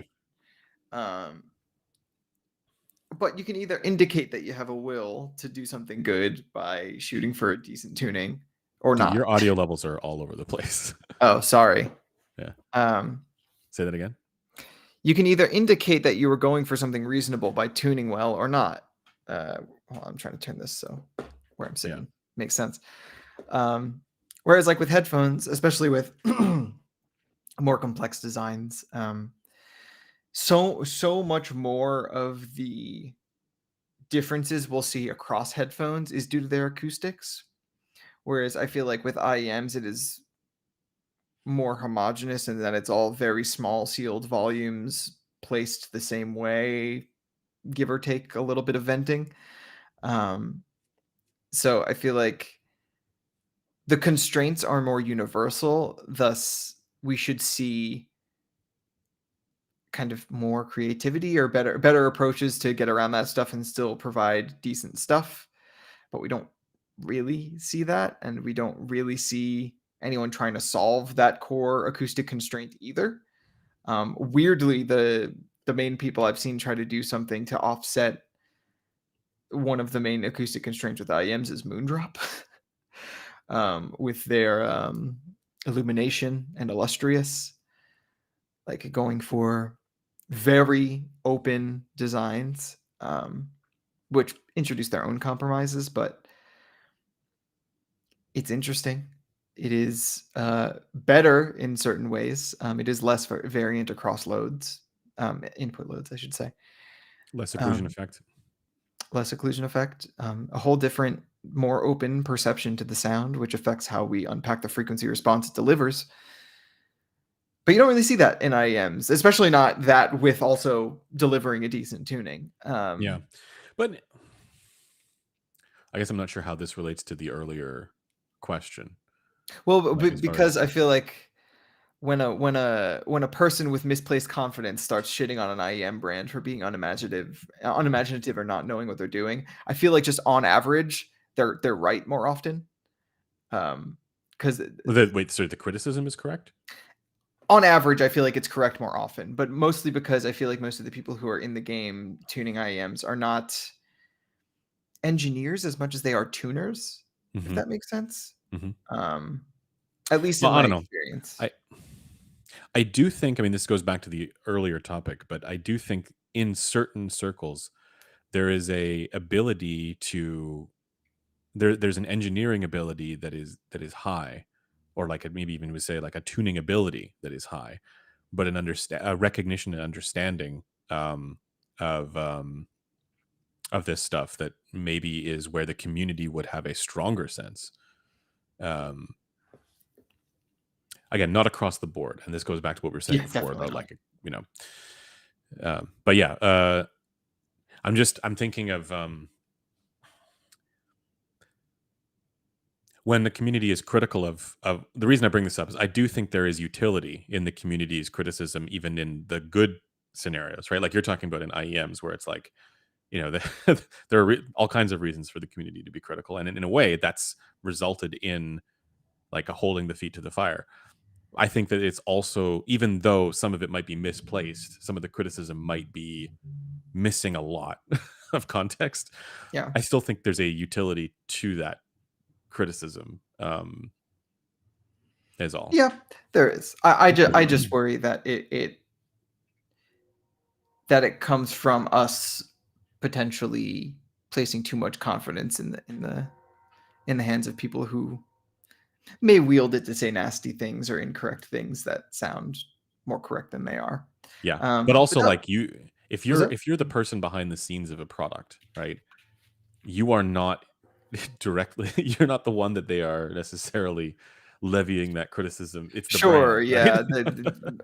It's the Eric Polonins of the world that are forced to Poor deal with guy. that stuff. Yeah, poor guy Shout indeed. out, shout out to Eric in the trenches in our It's in got our to be a rough intermediaries. job, man. Yeah. um, but yeah, but then the second half of this whole question is more to do with our interfacing with brands directly, which is I don't know.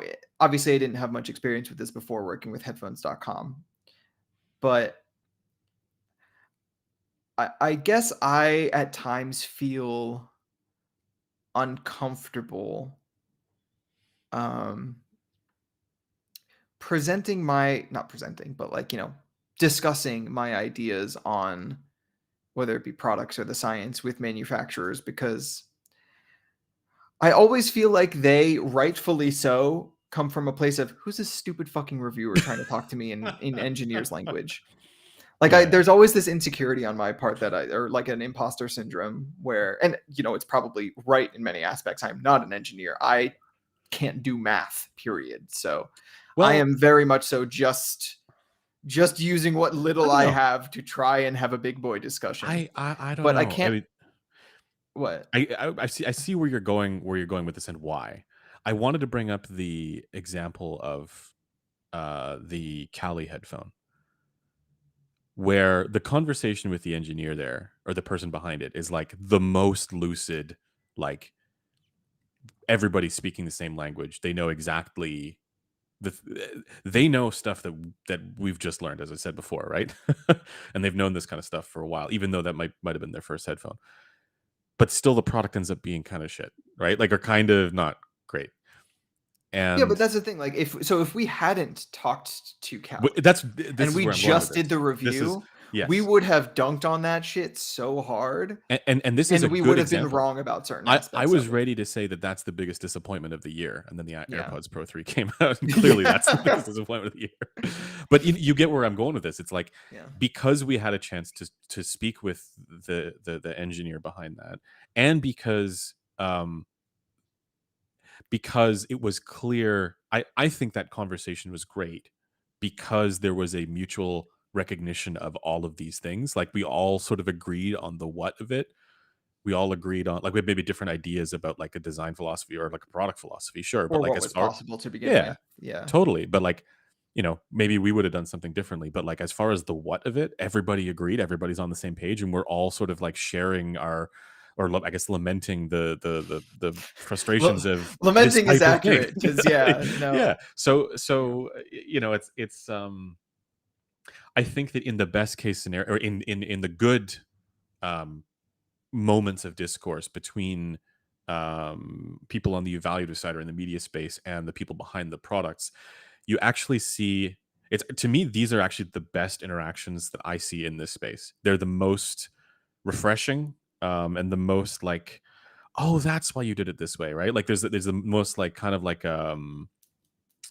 ameliorating of the frustration that would otherwise exist. And if you didn't have the opportunity to have those kinds of conversations, like in the Cali example, it would have led to a much worse outcome as far as like undue criticism, as far as misplaced, vitriol, as far as the community having this really negative reaction to a given thing, you know.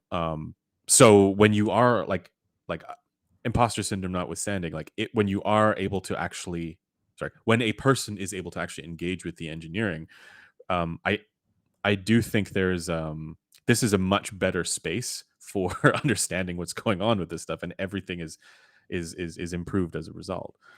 Yeah. Um, I was talking to Constantine about this a while ago, and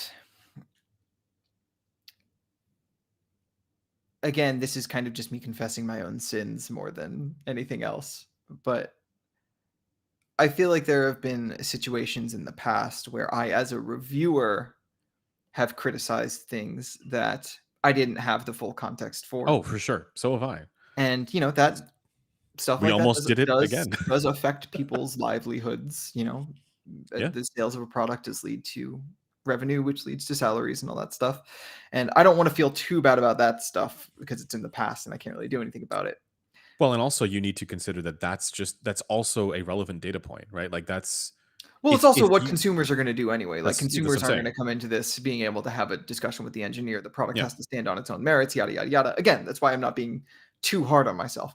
But when I was talking to Constantine about it, he made it very clear that he thinks one of the biggest faults of reviewers in the current space is that they don't talk to engineers basically anytime they publish a review.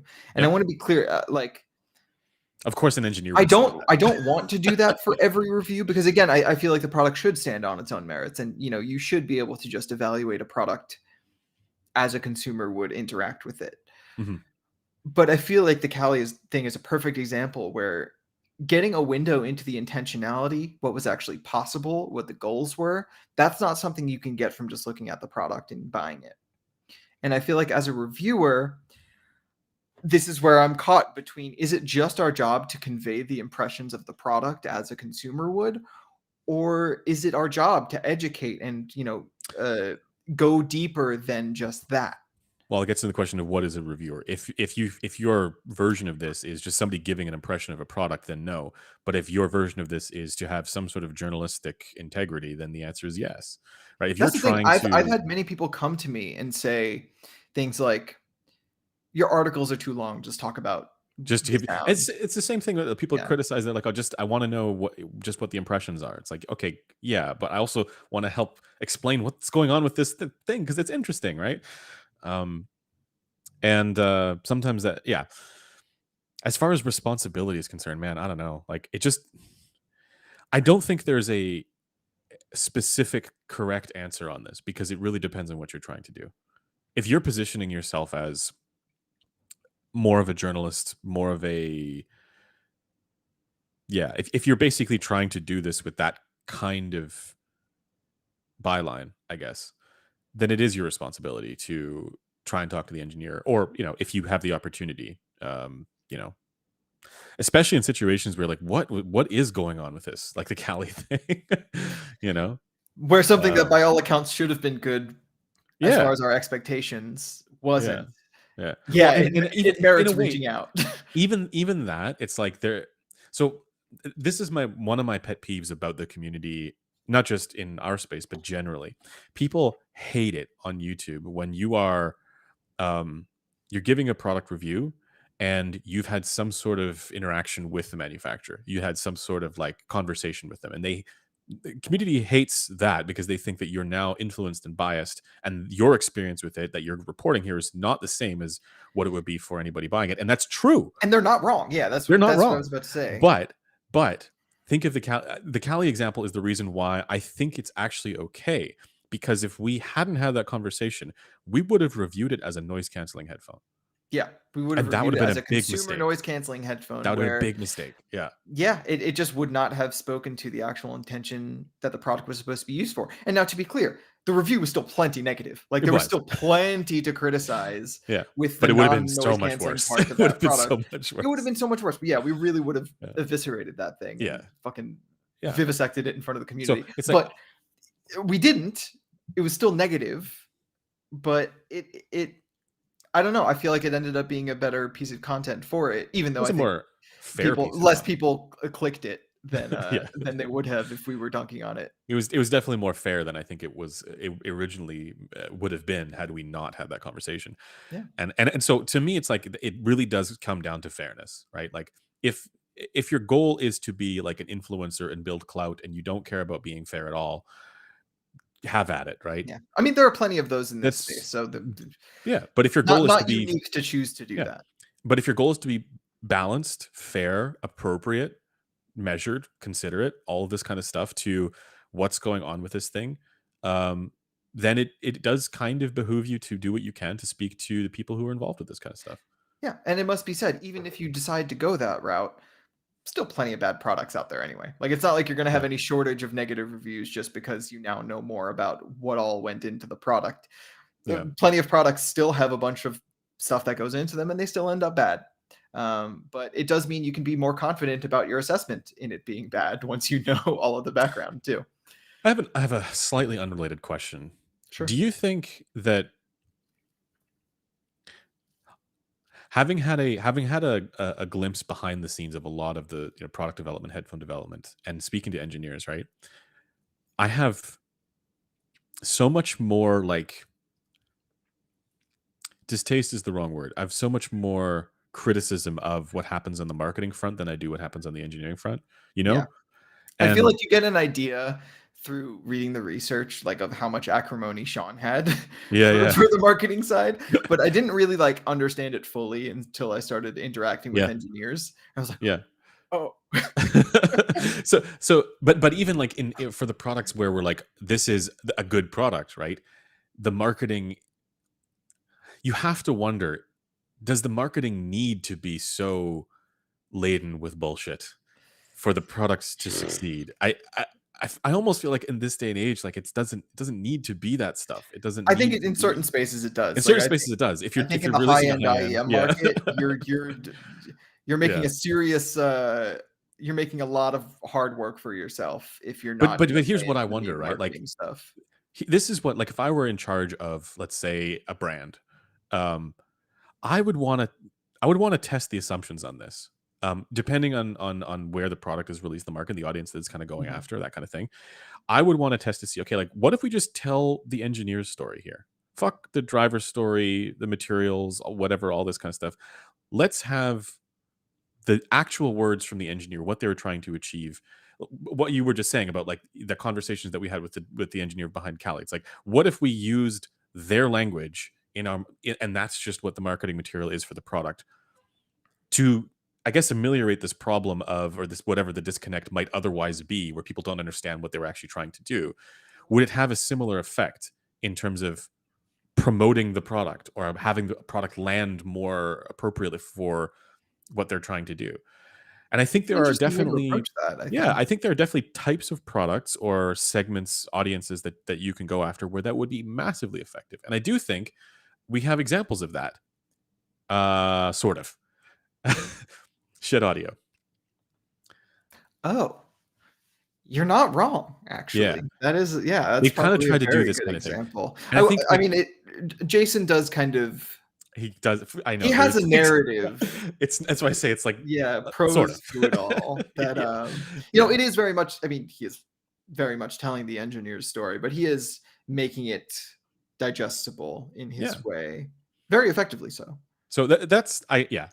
This is why, like, I don't know, maybe I shouldn't be in charge of like a a mass market brand that's trying to hit, Well, so but actually, that's what I want to try and do, the Prisma IMs, VB's thing, like the Oh thing that yeah. we're getting on tour soon, he is very much doing what you're talking about, where he's testing the what if I just did no meme bullshit? Yeah. And it's all about tuning, and he has a plan to like do these write-ups just about his process and both Yeah. making the IM as well as like the goals. And I think that's really respectable, It's and I'm it's interested to see how it goes. I'm a little bit worried that yeah. it's gonna backfire and, like, the space he's gonna be playing in is the high-end IEM market, which is the space I feel is, like, most attuned to want the meme shit. So I really think he's potentially got a hard time ahead of him, but, Mhm. um, it would be great if it ended up working. I've seen this kind of marketing propagate more in the small batch DIYer space. Um, like a shout out that I would give here is to Gracos stuff, right? Like Murph One. Yeah, Um, that also helps that I know him, but when I look at his marketing, I think like this is sensible. yeah, I'm super on board with this. What I wonder though is like how would this land if it were applied to a larger, more um, mass market product. Um, and yeah, part of me wants to try it because I also think like as the audience understanding increases, as evaluative standards become more ubiquitous, the kinds of things that people are looking for are to do with the actual performance of the products. Like think about how we are where we are now compared to 10 years ago, where the vibes tuning stuff, the just throw products at the wall, throw things at the wall and see what sticks. That's, as we've said, like that stuff still exists, it's just marginalized so much more, right? And Yeah. now we're dealing with almost like on a PR and communications front, actual uh, I mean, brands are putting frequency response on the fucking product pages. Like, Sennheiser started doing that. No, Head does that with D1. It's like this is the kind of thing that is starting to make it's marketing for the actual performance of the product itself. Obviously, the brands also do this other stuff with like this esoteric driver Yeah. material and whatever else. But I'm like, what if we just remove that? Do we need that? Is that even a thing that, as we understand the products better, as the product evaluation space becomes more, I don't know, good, um, these are the kinds of things that to me make sense to market around. Yeah, I agree. I feel like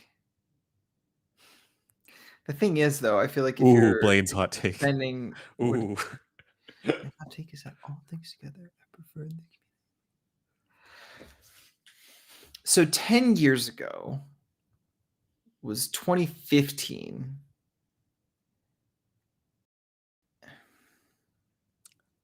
Wasn't that before the HD800S came out? I'm gonna be yeah, it was before a lot of it was before like the Utopia and the LCD4 and the So HD800S. do you think, Blaine, and maybe this is also a question for you, Griffin, do you think that the emergence of some of the ultra high end headphones in this space, like Utopia and Susvara and all this kind of stuff, led that sort of meme story a little bit, or I like kind do. of Yeah, yeah, yeah. I think that absolutely had effects on yeah? it. Now I think in some ways, actually, in doing so, it kind of quarantined that stuff to the high end, whereas now the budget space is less mired in that stuff.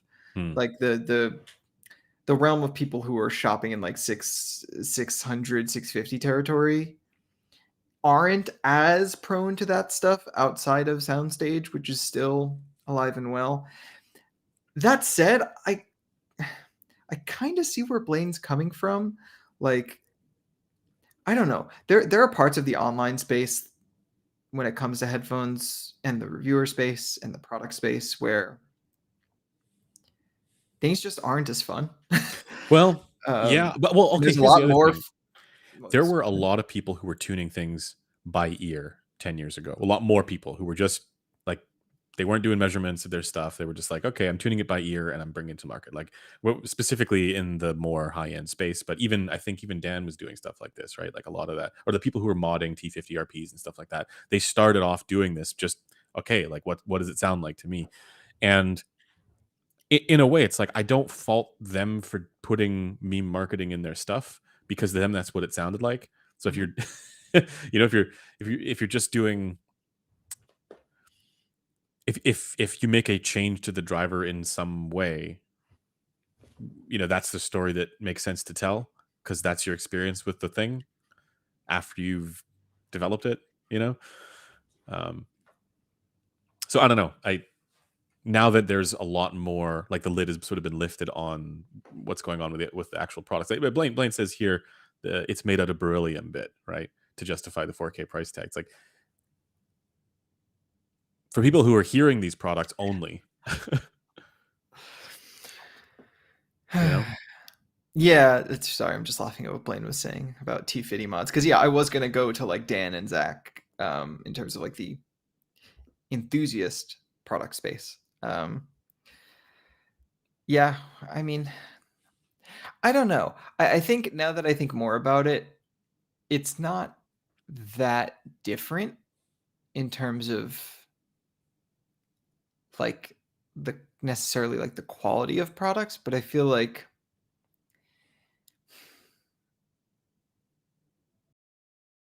I don't know. I'm struggling to articulate what I feel is like a mix of overconfidence and underconfidence that permeates the space now, where it's like, Do you sorry, go ahead. think do you think that back then, this is a question for Blaine as well. Do you think that back then, people who were doing measurements also felt that there was something to this driver story stuff? Like, I'm Yeah, wondering, so they felt that there was what they were measuring, and that was there was a separate layer of acoustic performance, um, that these driver stories were involved in. yeah, Not that what they were measuring was that change to whatever driver material. yeah. No, I think they They had genuinely believe that. their own Yeah. ideas that the measurement was only Yeah. showing limited data. Yeah. Um, I go back to thinking of it, like, even Tile was talking about, like, well, square wave response shows Hell the yeah. That's my goat there. Yeah, Um, yeah. but yeah, like I feel as far as the community is concerned, I don't really feel it's all that much different. Like the topics are a little bit different. There's a lot more focus on measurements now. But there are benefits. I mean, I feel like people are generally a little bit kinder now. That does make it a little less boring or a little more boring, unfortunately. I do miss the older audio community's kind of uh, penchant for controversy and drama. Um, Well, the but older audiophile communities, like the audiophile communities of yesteryear, were also more. I feel like there was actually just more stuff going on. Like, um, things have I mean, moved to. people were taking moonshots more often. Like there Yeah. was more like I don't know. Yeah, I just I can't help but feel like Odyssey is probably the best example of this. Hmm. Odyssey hasn't done anything interesting since the Maxwell, and I don't foresee them doing anything interesting anytime soon. The LCD6 is probably going to come out, and if it's not a chassis redesign, it's I'm dead in not the gonna. water. Yeah, yeah. Um, and Sennheiser, like, yeah, the HDB 630 is probably their most interesting release since the HD 800S. um, but I don't know. I don't see it as something that's getting like audiophiles fired up in the same way they would have when the HD 800 came out, right? Hmm. Um, and yeah, Hi-Fi Man has just been on a constant. Again, Edition XV is probably their most interesting product in years to me, but I think to most people they're probably in a place of stagnation. Blaine, that's right. They were Uh, talking about the Tesla magnet shit to do with their. It has this many Teslas. Peak time domain. um, but Sinusized. I mean, like, Odyssey talked about, the flux density, and like everybody had their stories to tell, and I don't mind. We've talked about this before, but like I don't mind it when they're talking about the things that they're focused on. Um, I mind it when it is treated as a separate layer of performance that is not relevant. Like, and this was one of my things with the D1, right, where it's like I think it's really cool that the whole composite sound, modal control stuff. Like, Yeah, to me, it's like, controlling modes is a thing you want yeah. to do And generally. this is, to me, this was, I was like, well, this is starting to be like a driver story that's actually interesting because it's talking about things that impact frequency, and they're talking about frequency response. Um, but then if you look at the threads where they're talking about this stuff, they're talking about how fast the driver Yeah, the sounds because speed. of this It's all this about the material. speed, It's baby. like, all right, like, Yeah, and I it's mean to be fair, it is a lot of people who actually own a D1 who are talking like they well, sure, hear and it makes sense speed because it sounds and like that, yeah, right? no, it does. It does. So It has a very fast sound to it yeah, for a dynamic driver, yeah, which is yeah, I think what a lot of people are going to like about it, but yeah. um You think that the China explosion of Chi-Fi driver OEMs is oh. Yeah, probably. Yeah. Um, anyways, So Blaine wants more driver memeing is what he's saying, but yeah, more that's what I've gotten more from this. more Yeah, difference of driver memeing, not sure. Being just creative with your iterating on the driver same. memeing. Yeah. All right, so let's get to the second point of your topic here. Oh, well, I had. Oh, you already did that. Yeah, we were kind of on it. It was Okay. it was less so about like the false confidence we give other people, and more so like what is our responsibility in terms of. Well, Yeah. I do think your interaction with Dan is interesting on HeadFi. I mean, you got it. This was a very like amicable, pleasant conversation. I think it's one of the better conversations that I've seen on this topic. But at the same time, you were critical of that the way that that research turned out, and I sort of share your criticism there because to me, it's like there's not a lot that actually there's not a lot of there. Um, as far as like the outcome of this research. Um, but it is still like to me it's like the fact that you guys are talking about this and that the community is being made aware of this and that this is all being done like I to me all of this is just like a good thing. Like I don't you may have imposter syndrome about like should I even be engaging with manufacturers in this way, and my answer to that is like yes, I do think so. I think it like regardless, I'm not saying Dan would have this opinion. I don't think Dan has this opinion of you at all, but like the idea of like who's this fucking reviewer guy talking to me, an engineer, about this stuff, right? Like I don't think that the engineers are that's not a concern, I think. Okay. At least that's my sense of it. Like Dan, when you talk to him in person, he's happy to get into at least has been my experience talking to him. It's like Yeah, he I've loves never getting into actually this met him in stuff. person. This was actually Yeah. this was actually our first interaction. Yeah. Period. No, like he loves to So get nerdy about like I see him at trade shows all the time and we talk about like, you know, like sorry, Blaine saying they have impaler syndrome. what? Blaine has impaler Oh, syndrome. okay. Yeah. Fucking goof. But you know Yeah, what I I mean, mean, right? Like I appreciate you saying that. It's just I don't know. I feel this way when I talk to Constantine or Sean or like just any of these people that well, Constantine's I different respect. because he's Austrian. Yeah, that's so true. so everybody should have the Everybody feels that way. Yeah. who am I, this non-Austrian person talking to Yeah, an yeah. Austrian? Yeah. um, Yeah, but I don't know. I also can't help but feel like to an ordinary person. I mean, I guess depending on if they're a fan of Dan's headphones or not, they probably come to it with a different yeah, spirit than I or Dan do. Like I feel that's like probably Dan and true. I are thinking about it like just a discussion, Yeah. like about things, whereas I think a lot of people are prone to think about it like drama or Well, like that's right because a yeah. lot of the time when there's a difference of opinion on something, because I think you and Dan have a difference of opinion on that particular topic.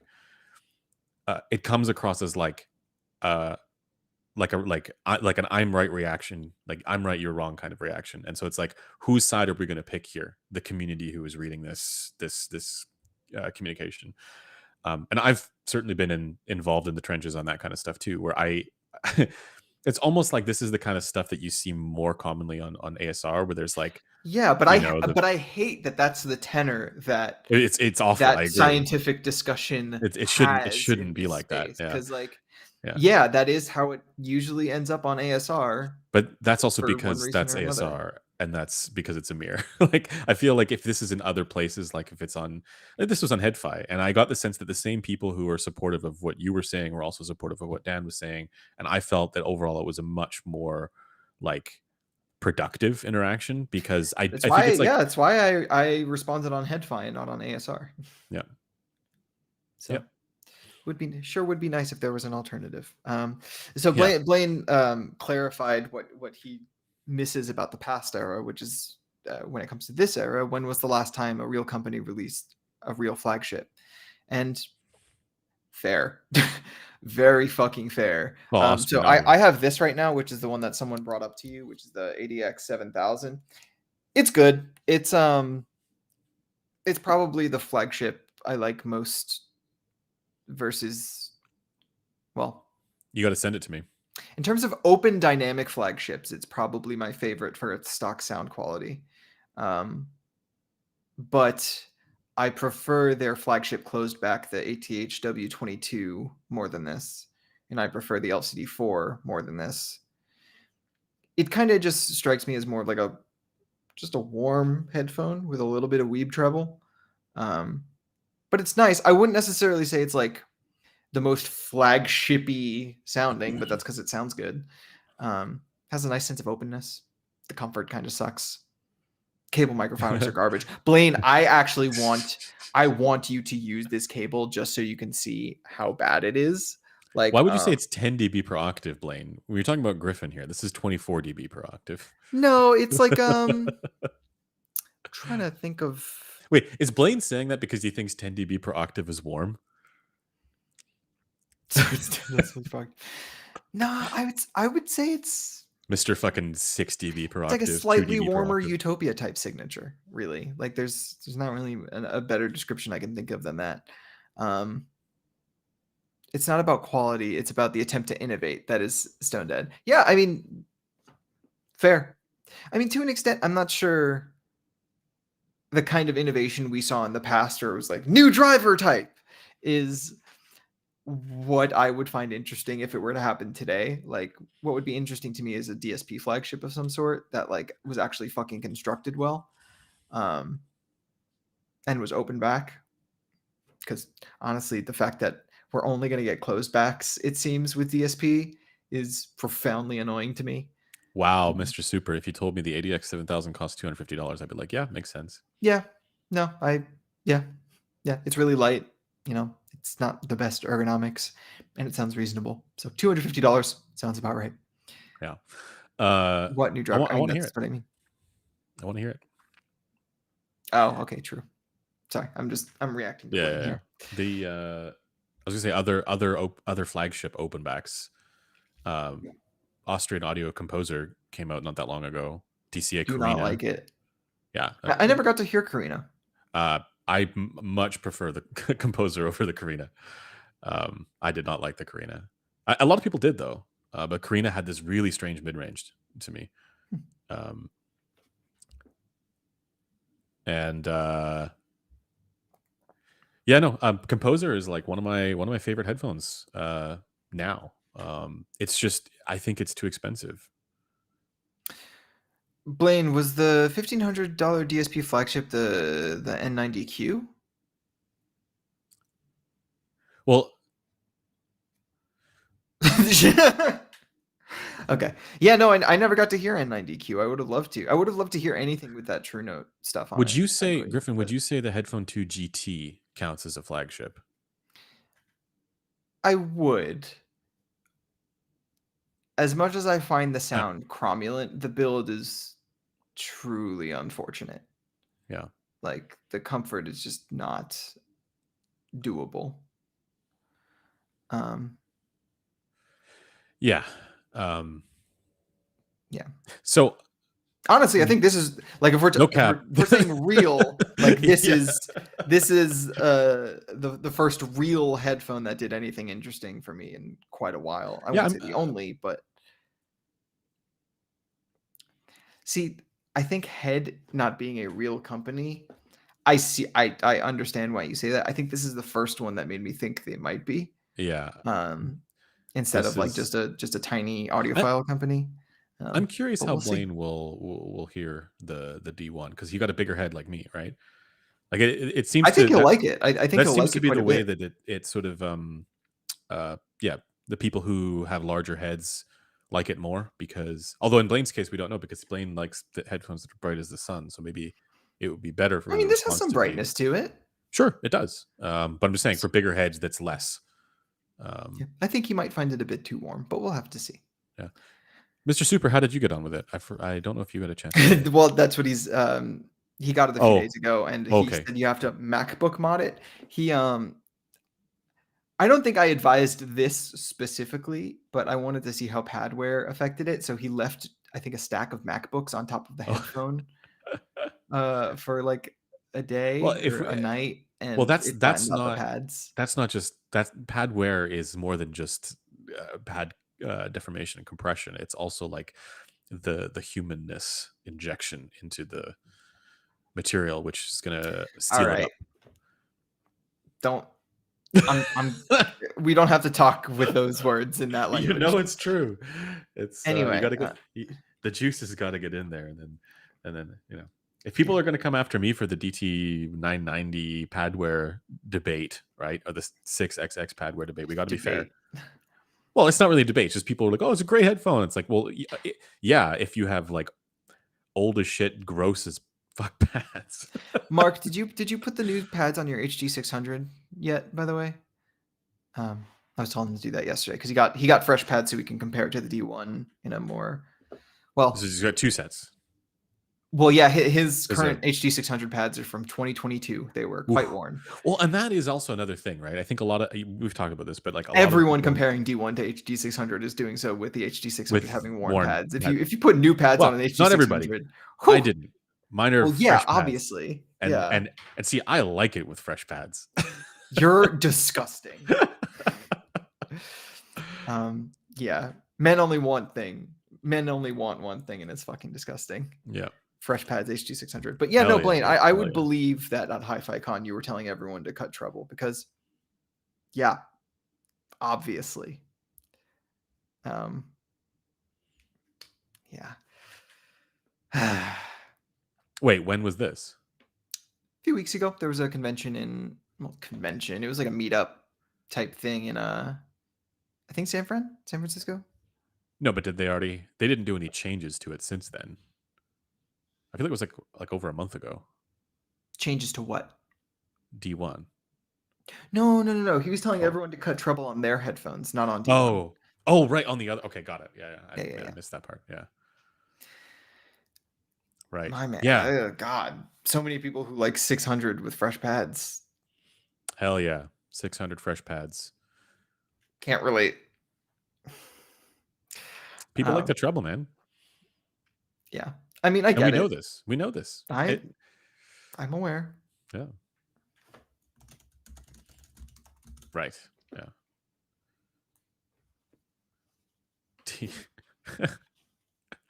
All right. Spicy hour? Spicy half hour? I gotta bounce. Is there any new products you've heard and want to talk about? Any reviews you have in the pipeline or anything like that? Got a video coming out tomorrow comparing gaming headsets to the Audivina LE. And that's the thing, he's not joking. It does not. It's not so good for the audiophile closeback space. Well, like I should be clear. Like the products like the FT1, they're fine, right? They're good. I like the FT1. I like this for isolation reasons, but if I were to genuinely recommend to a friend who's like, "Hey, I really want a closeback headphone in 2025 today for gaming," I'm going to recommend them a gaming headset because like it used to be that you would buy, you'd say, "Oh, get a proper headphone and a separate microphone." The sound quality has caught up, if not surpassed. We're talking about gaming In headsets. certain gaming products, but it is Right. like a growing number of gaming products, The which is good the important versions are thing. Like now the so trend much is very better. clear Yeah. in gaming, whereas Yeah. with headphones, it's not. Yeah. Yeah. Well, I mean, I'd say like there are. It's not like it's not like there aren't any closed back products that are good sounding. I don't think that's true. I think there are Sure. some, but the trend in gaming is just like so much better than it used to be, and to the point, and especially for the price, right?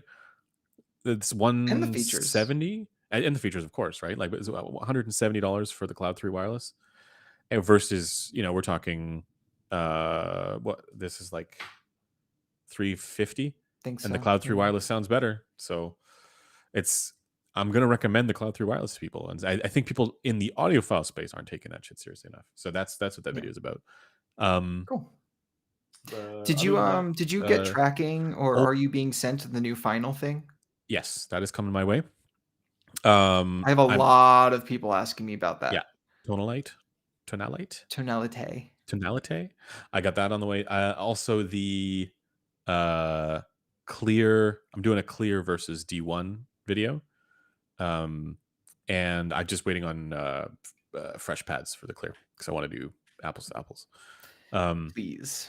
yeah, because we have a clear measurement, and then the one that I did recently was like with really worn pads, and I was like, wow, Yeah. that doesn't look. Well, I know. I think that's just the way we should do it because I feel Well, like we have both. all of the headphones that Yeah, D1 is going to be compared to, the pad wear makes a I get what huge you're saying. I difference. get what you're saying. Like like with the Clear and LX, it's like shocking how yeah. big a difference it makes. Well, yes. So For me personally, I mean. what you're saying is true. Like it gets warmer, right? So what you're saying is true as far as the way that people will be comparing these products to the ones that they already own. But as far as comparing them for if you're buying them both fresh out of the box, having Yeah, that fresh pad that's comparison also makes sense. Yeah. yeah, yeah, yeah. And so because again, the D1's going to wear in too. So we don't know what that's going to be like. Which well, Mark Ryan, I'm curious. I want to know. This is the question. Yeah. But yeah, so that should be interesting. My gut reaction on it right now is that I think the D1 is better in the treble. It's less modal in the treble. However, the overall treble level is more. Um, so the clear actually You think sounds that's how it's going to be with fresh pads? yeah. Yeah. The clear is bassier because of that overall tilt being stronger, whereas the D1 doesn't have as much of a tilt. But fewer modal features on the D1 as expected in the treble. It's not quite as um, Uppy downy, uppy downy. And like I narrow was peak. listening to the clear again. This was with worn pads because I have it here. I was listening to it with worn pads, and it I'd forgotten how good that combination of bass and mid range is for that headphone. Yeah, that shit hits, dog. Yeah, it does. It's It so really good. does. Yeah, when I was comparing to the Elex, I had the same like wow Yeah, moment where I was like, I forgot how good this fucking headphone yeah. sounds for drums. The where things flip for me though, I it's not flipped. I always had this kind of opinion about the clear.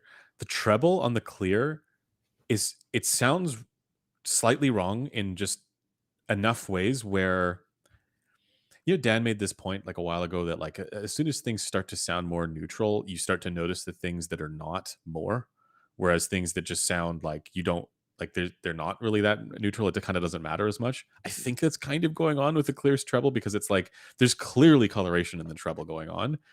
Cymbals don't sound normal to me. They have this extra. It's like this extra. I don't know edginess to every percussive tone that I hear. Um, Mm.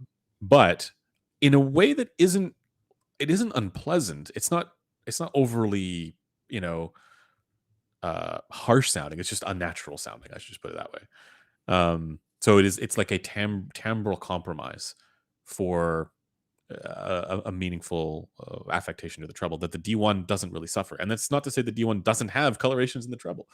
So it's like it's difficult to really make that comparison because I like at first I was like, well, yeah, but clearly the D1's treble is better. Like there's just smoother, more even-handed treble across the board. It's brighter, but it's smoother. And then I was like, well, but in a way, it's like I noticed that upper treble thing a little bit more because on the clear, it's like everything above 5 kilohertz is kind of weird, So Yeah, I mean, I would say everything above 3 kilohertz is kind of weird. This yeah, because it's big kind of four dark and then it kilohertz dip, gets very yeah, narrow peak somewhere between 5 to 7 kilohertz, then anher big dip, and then another yeah, very narrow peak somewhere between yeah. 8 to But 10, 8 to 11 kilohertz. this is where it's like if you're not hyper scrutinizing that stuff, if you're just like taking a zoomed out, like okay, I'm just gonna listen. The clear hits fucking hard, man. Like Yeah, it's that's so just a good. good sound. Like Yeah, whoa, yeah, and then you're like, what? yeah. But I do That's- I do feel like when it has worn pads, instead of the dips defining so much of the tonality by affecting how it balances the bass and how the overall tilt goes, the narrow peaks just are bigger, so they become yeah. a bigger Oh, issue. totally. Yeah, yeah. But you I still agree. have those dark bits, so it actually just, It in my becomes opinion, dark the bright. the It clear becomes just dark bright. sounds more coherent with worn pads, whereas with fresh pads, Well, you're saying it brightness is becomes more of an more. issue. It's more of an issue with. Oh, you're saying because New you're not pads. noticing those narrower um, things as much because they're not as wideband, Yeah, the dips are still there, but the but peaks are but they're not less wideband. Yeah, as, yeah, problematic. yeah. I got hear what you're saying. Well, for me, it's kind of the opposite because to me, it actually makes it sound more dark bright with worn pads. I can Um, see it. Yeah, or at least I don't remember thinking the clear was dark bright. I just found it to be a bit gritty. Um, Yeah, I can see it. But yeah, I'm excited. I'm excited for that video because obviously I don't have a new pad Elex here to do that comparison. So I'm uh, yeah, kind of just dependent on that, and that's why I'm waiting for Mark to get back with a HD 600 650 comparison because yeah, my newest HD 600 pads are like fairly new, but I think they're still a little bit worn. So that's all I was able to use for my review. But rip. um, oh Blaine, I don't have Discord open, so I don't see any Let's cat pics you're sending me. let's do spicy hour, guys, or spicy half hour because I got to bounce at noon. Uh, Sure. Bring the spice. yeah, and I guess Oh, just chat. Audio with Arga actually has a great question that I would love to Okay. talk about. How do you guys finalize test material to know it's not your head and the mastering, and some features are making it, I assume, it good by distorting linearly? Um, so when it comes to my process, and we just did a little bit of this in that video we just did, I realized like we could go so much Oh further yeah, into it if I for wanted to. sure. Yeah. So something that I do is I make sure I am eliminating as much of a question from the program material as I can. So I do a few things to like check if what I'm hearing is what I'm hearing or it's something in the program material. So I use Goodhertz Can Opener Studio, I think it's called, to check. It has a visualization for where things are panned in the music when you're listening to it. It has like a y-axis, which is like frequency, and then to the left and right of that axis, you get placement on a per frequency basis, and it shows you very clearly if something is like panned one way or it's meant to be mono. And if I ever get like nervosa about channel balance and I don't want to pull out the rig, I'll use that to see if the imbalance between left and right is in the track or if it's my headphone or my head. You need to check Discord right now.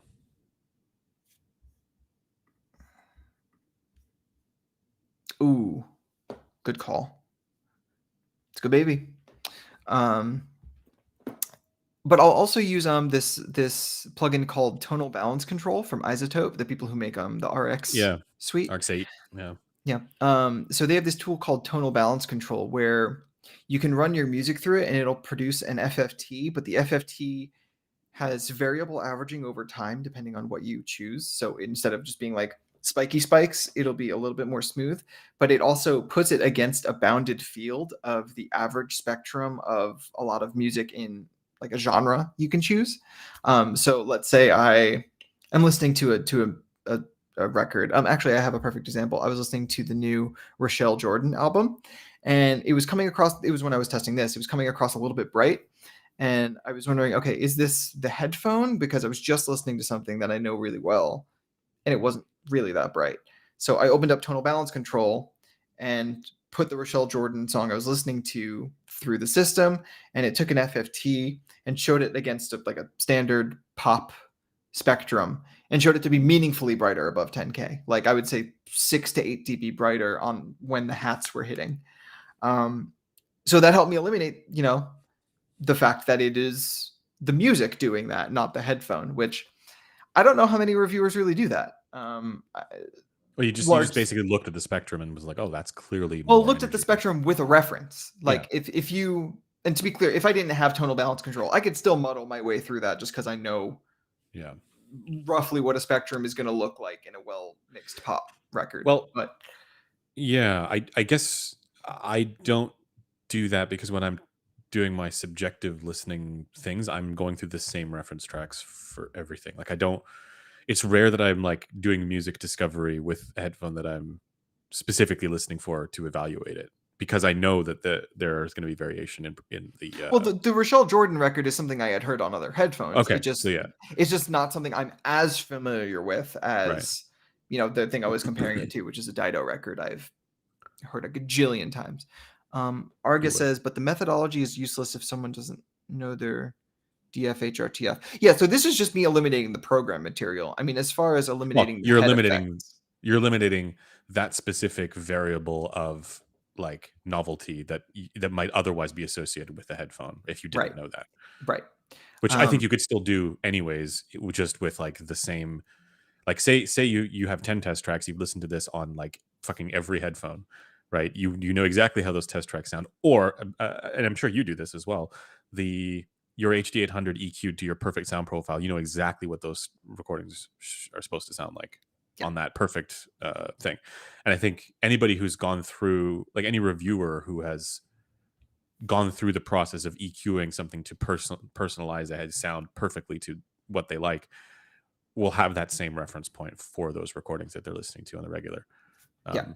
Um, To kind of speak to what Arg is saying specifically, though, I don't really see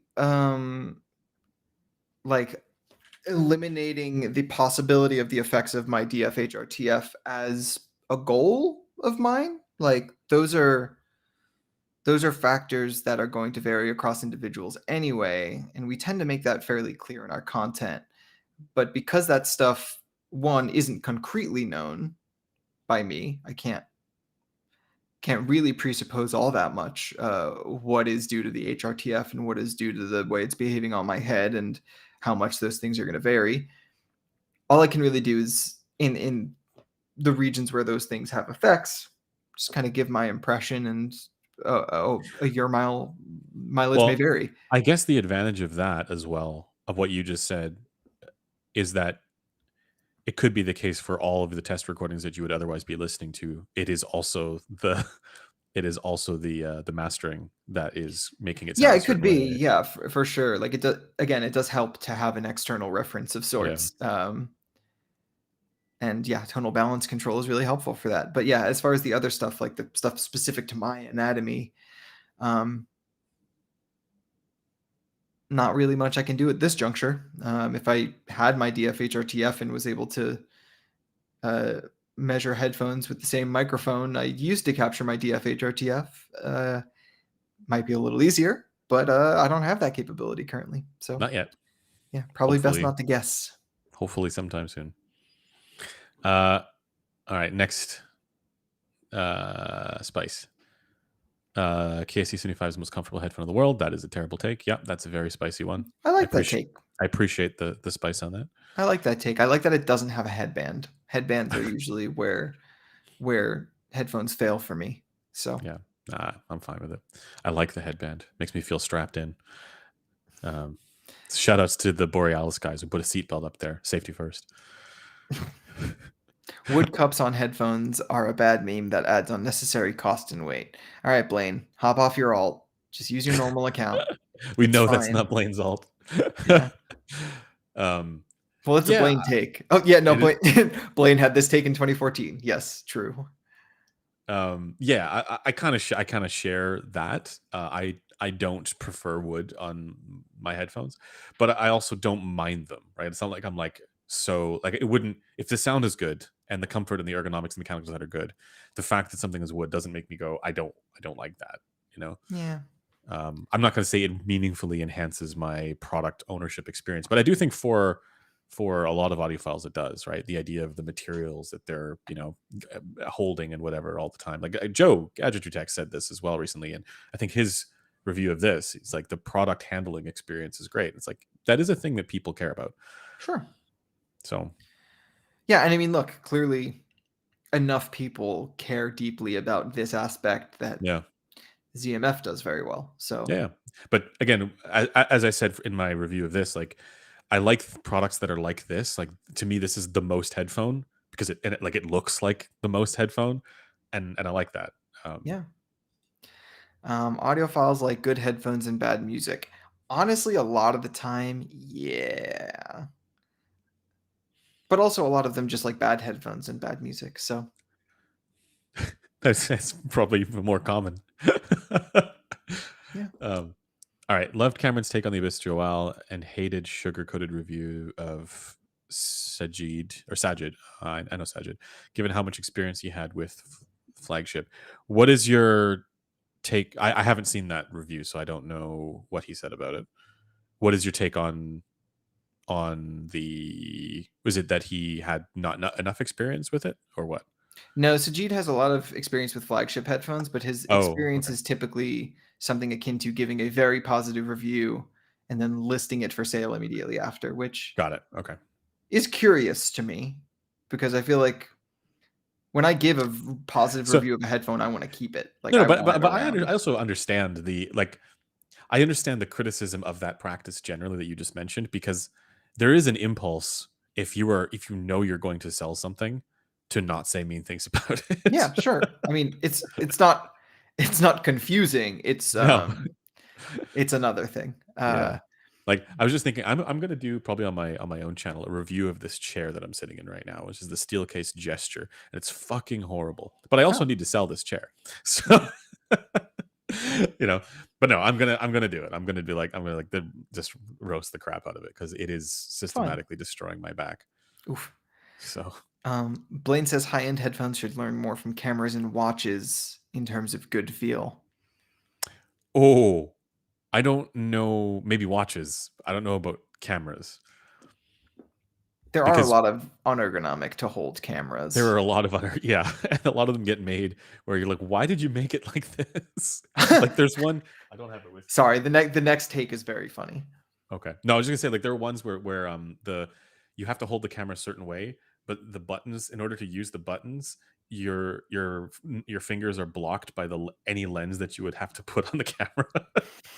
So Hell yeah. it The is what it next take is flagships are often 10 times better. Excuse me. Than cheaper products. Tonality is overrated. this is the worst take of all time, It's a but very bad take. I'm happy that you I'm glad that you gave it. I'm glad that we have such spice. Otherwise, that is a spicy take, and that's what we Even if want here. tonality is overrated, I feel like the flagships just often don't feel more premium. Like I feel like this to me in the hand feels nicer than any of Hi-Fi Man's more expensive headphones because it's not like rickety as hell. Like it cup swivels a little bit, but that's it. But It's like I don't pretty know, rickety, dude. it just It's pretty rickety. this The headband piece, the way that when you uh, go like this with the headband, yours doesn't click and yeah, you don't find that to be rickety? not at all. Really? Okay, I Yeah. found it to be kind of rickety. Not as No, I bad as like their that previous. it's a limited range of motion, and I cut the strap off, but the strap, if anything, was too The stiff strap for was rough. me. Yeah. Yeah. But like the normal like Sasvara strap is like so fucking floppy and insubstantial that it makes it feel cheap. But I also don't like the like slide like how the I strap don't. is like attached I to the just don't sliders think. on those. I think the ricketyness is worlds in the opposite direction. Do you really? No, Yes, I feel like at least holding on it the units like that this, I I experienced feel with this. Like, much more there's confident the holding this than I ever feel holding like a where's the Sasvara. there it is. Maybe you just got maybe I got bad luck or you got good luck. But like to Yeah, me, I don't these are know. Well, that's a different headphone. no, but it's the same headband, No, it's not. isn't it? I mean, I It think is the same mechanically headband. is very similar, but like this one has the metal on This the also outside. has. It's just different color. Oh, is Same, it? same. This feels janky as shit. Not as bad as their previous design with the. Yeah, mine is not that loud. Yours,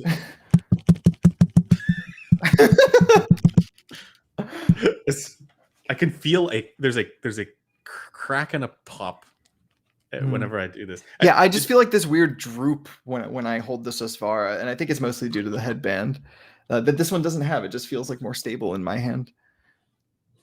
Yeah. I don't believe this man has ever had rickets. Very true. But yeah, no, and I don't know. I feel like when it comes to most flagship designs, like I don't perceive the Utopia 2022 to feel more like stable than the Alex or something like that. Like I No, just feel it to be heavier and kind of heavier with a more worse, elaborate kind of design. stickier too, actually. Sticky, yeah. Yeah. Um, Um, but then yeah, of course, in terms of sound, they're also worse.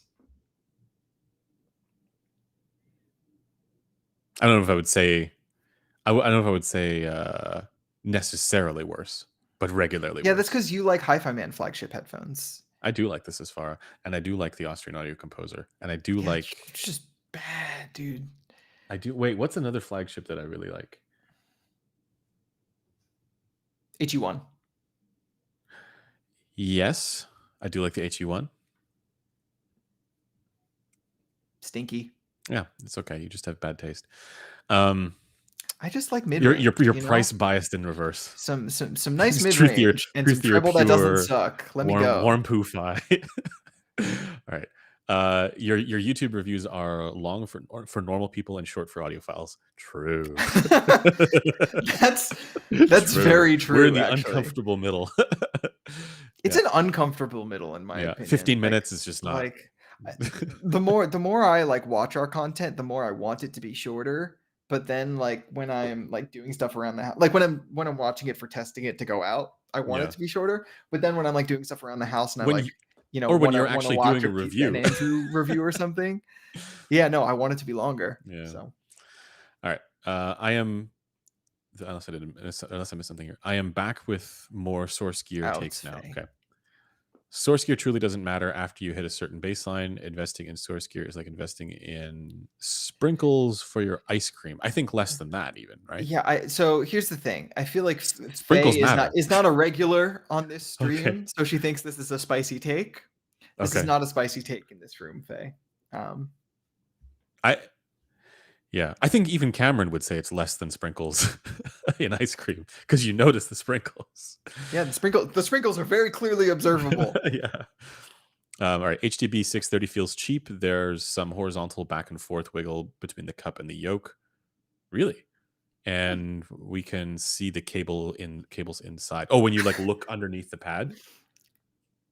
Buys a wireless product, looks inside, wires. It's not giving you sound through osmosis. No, I will agree. I don't think it feels sufficiently premium for what the price tag would indicate, right? And if you compare that to a PX8, for example, a PX8 feels more premium.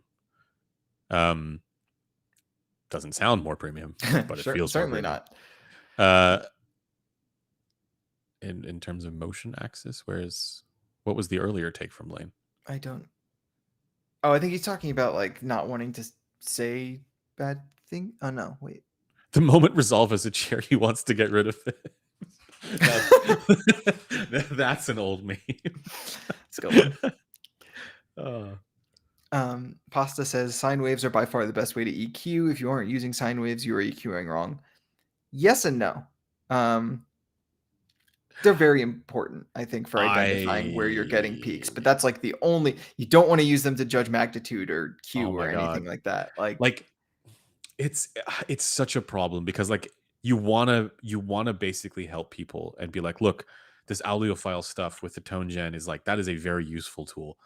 But you know that people are over indexing for the outcomes. You know that people are doing this in ways that they shouldn't be doing it. So it's like, what do you tell people here? What do you tell them? Yeah, go nuts with the tone gen shit because it is a meaningful thing. Or do you just say no, like just listen to music and do I think you need to do both. It's just yeah, there's obviously you need to do both. Um, I yeah, think I think the biggest issue I have with it is that people will assume that perfect perfect matching of the tone gen shit will reveal their HRTF.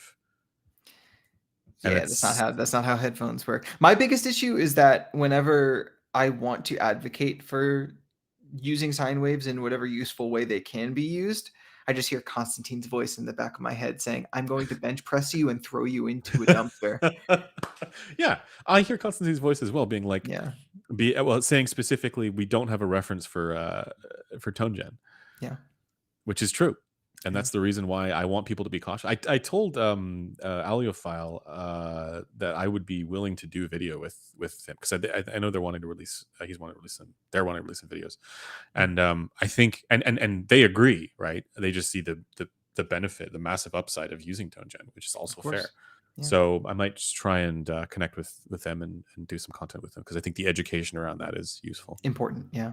Yeah. And also, like, I want to be clear. I don't know the answer to this. Like, there are things in That's why this we're that I'm not like, putting forth any concrete solutions. Like people ask us yeah, all the time how to EQ, and it's just not something we have full yeah, confidence in yet.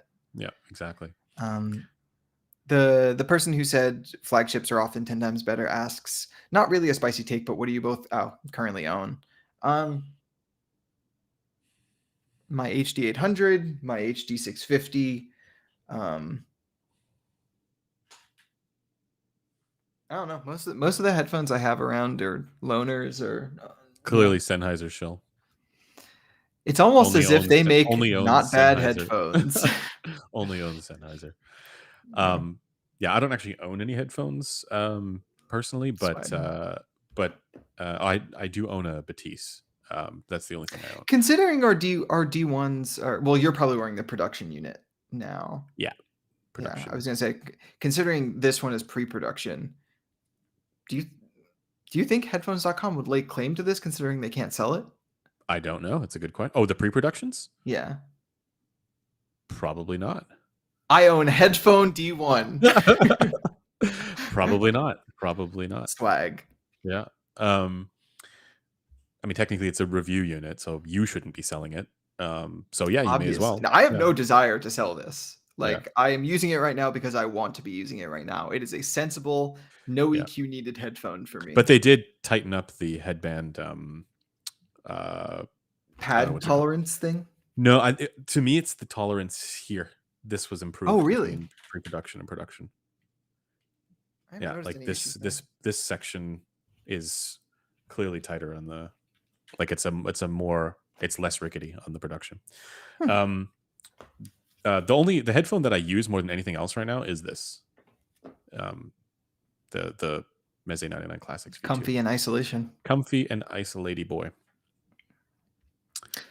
And I wear it for the wooden memes. So true. Yeah. All right, let's do two more real quick, and then I gotta bounce. Okay, well, let's make them interesting. Okay. Oh wait, sorry, Terra Black. So that LX is it is the demo unit that was at Can Jams prior, many Can Jams prior. It is like, it's rough.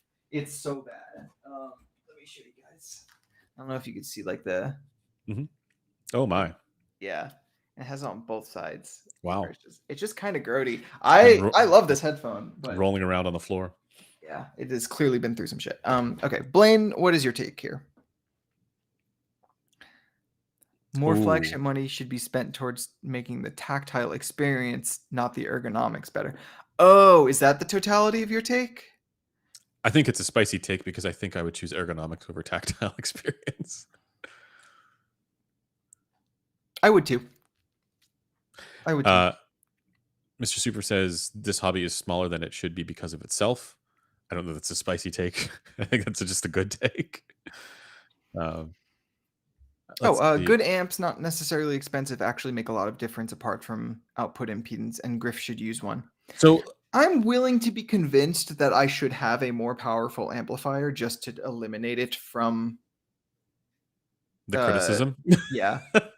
That's basically the only reason I would ever do it, though. So I actually think my thinking on this has evolved a little bit because I do think there are things we don't typically evaluate source equipment in terms of that is probably relevant to the experience, like IMD and stuff like that. That is just I don't commonly see. I see that in Cameron's measurements of stuff. So I do think there are probably differences that are not being sufficiently recognized in the whole, like, as long as it has Syned under whatever, it's good enough. You don't need to care about this stuff. I think that is like very narrow-minded, myopic thinking about these products, because in practice there are things that can actually introduce products, unwanted products into your sound. At the same time, when I consider most of the decent products that are out there, like and also the trajectory of headphone development, you probably don't need an amplifier. You probably don't. Yeah, I mean, the way I see it is that whatever flaws I hear in a headphone are so much worse than whatever the amplifier could ever be potentially doing. You say that? So yes, I completely agree with that, but that also, it doesn't mean that it doesn't mean there's nothing. Yeah, it doesn't mean it's useless to care about IMD, for example. Sure. but I'm not reviewing amplifiers. Like Fair. there's a reason I anchor myself the way I do, and it's Oh, because there's enough. If I'm writing a review, I'm having no trouble generating word count just talking about the stuff that's here. right. So like if there is more, I'm open to that. But it's not like I I have think any it's because shortage of people criticism for the stuff that's right, already I think there. yeah, so it's not like a difference in an amplifier would change your take on a given headphone. I don't think that's quite like to me the criticism is more like to evaluate it in the way that a person potentially buying this product might evaluate it, where things like well, I'd like to say where things like IMD might be eliminated, but it's also not necessarily true, right? Like they could be using it off of all kinds of gear. So where those problems are typical, right?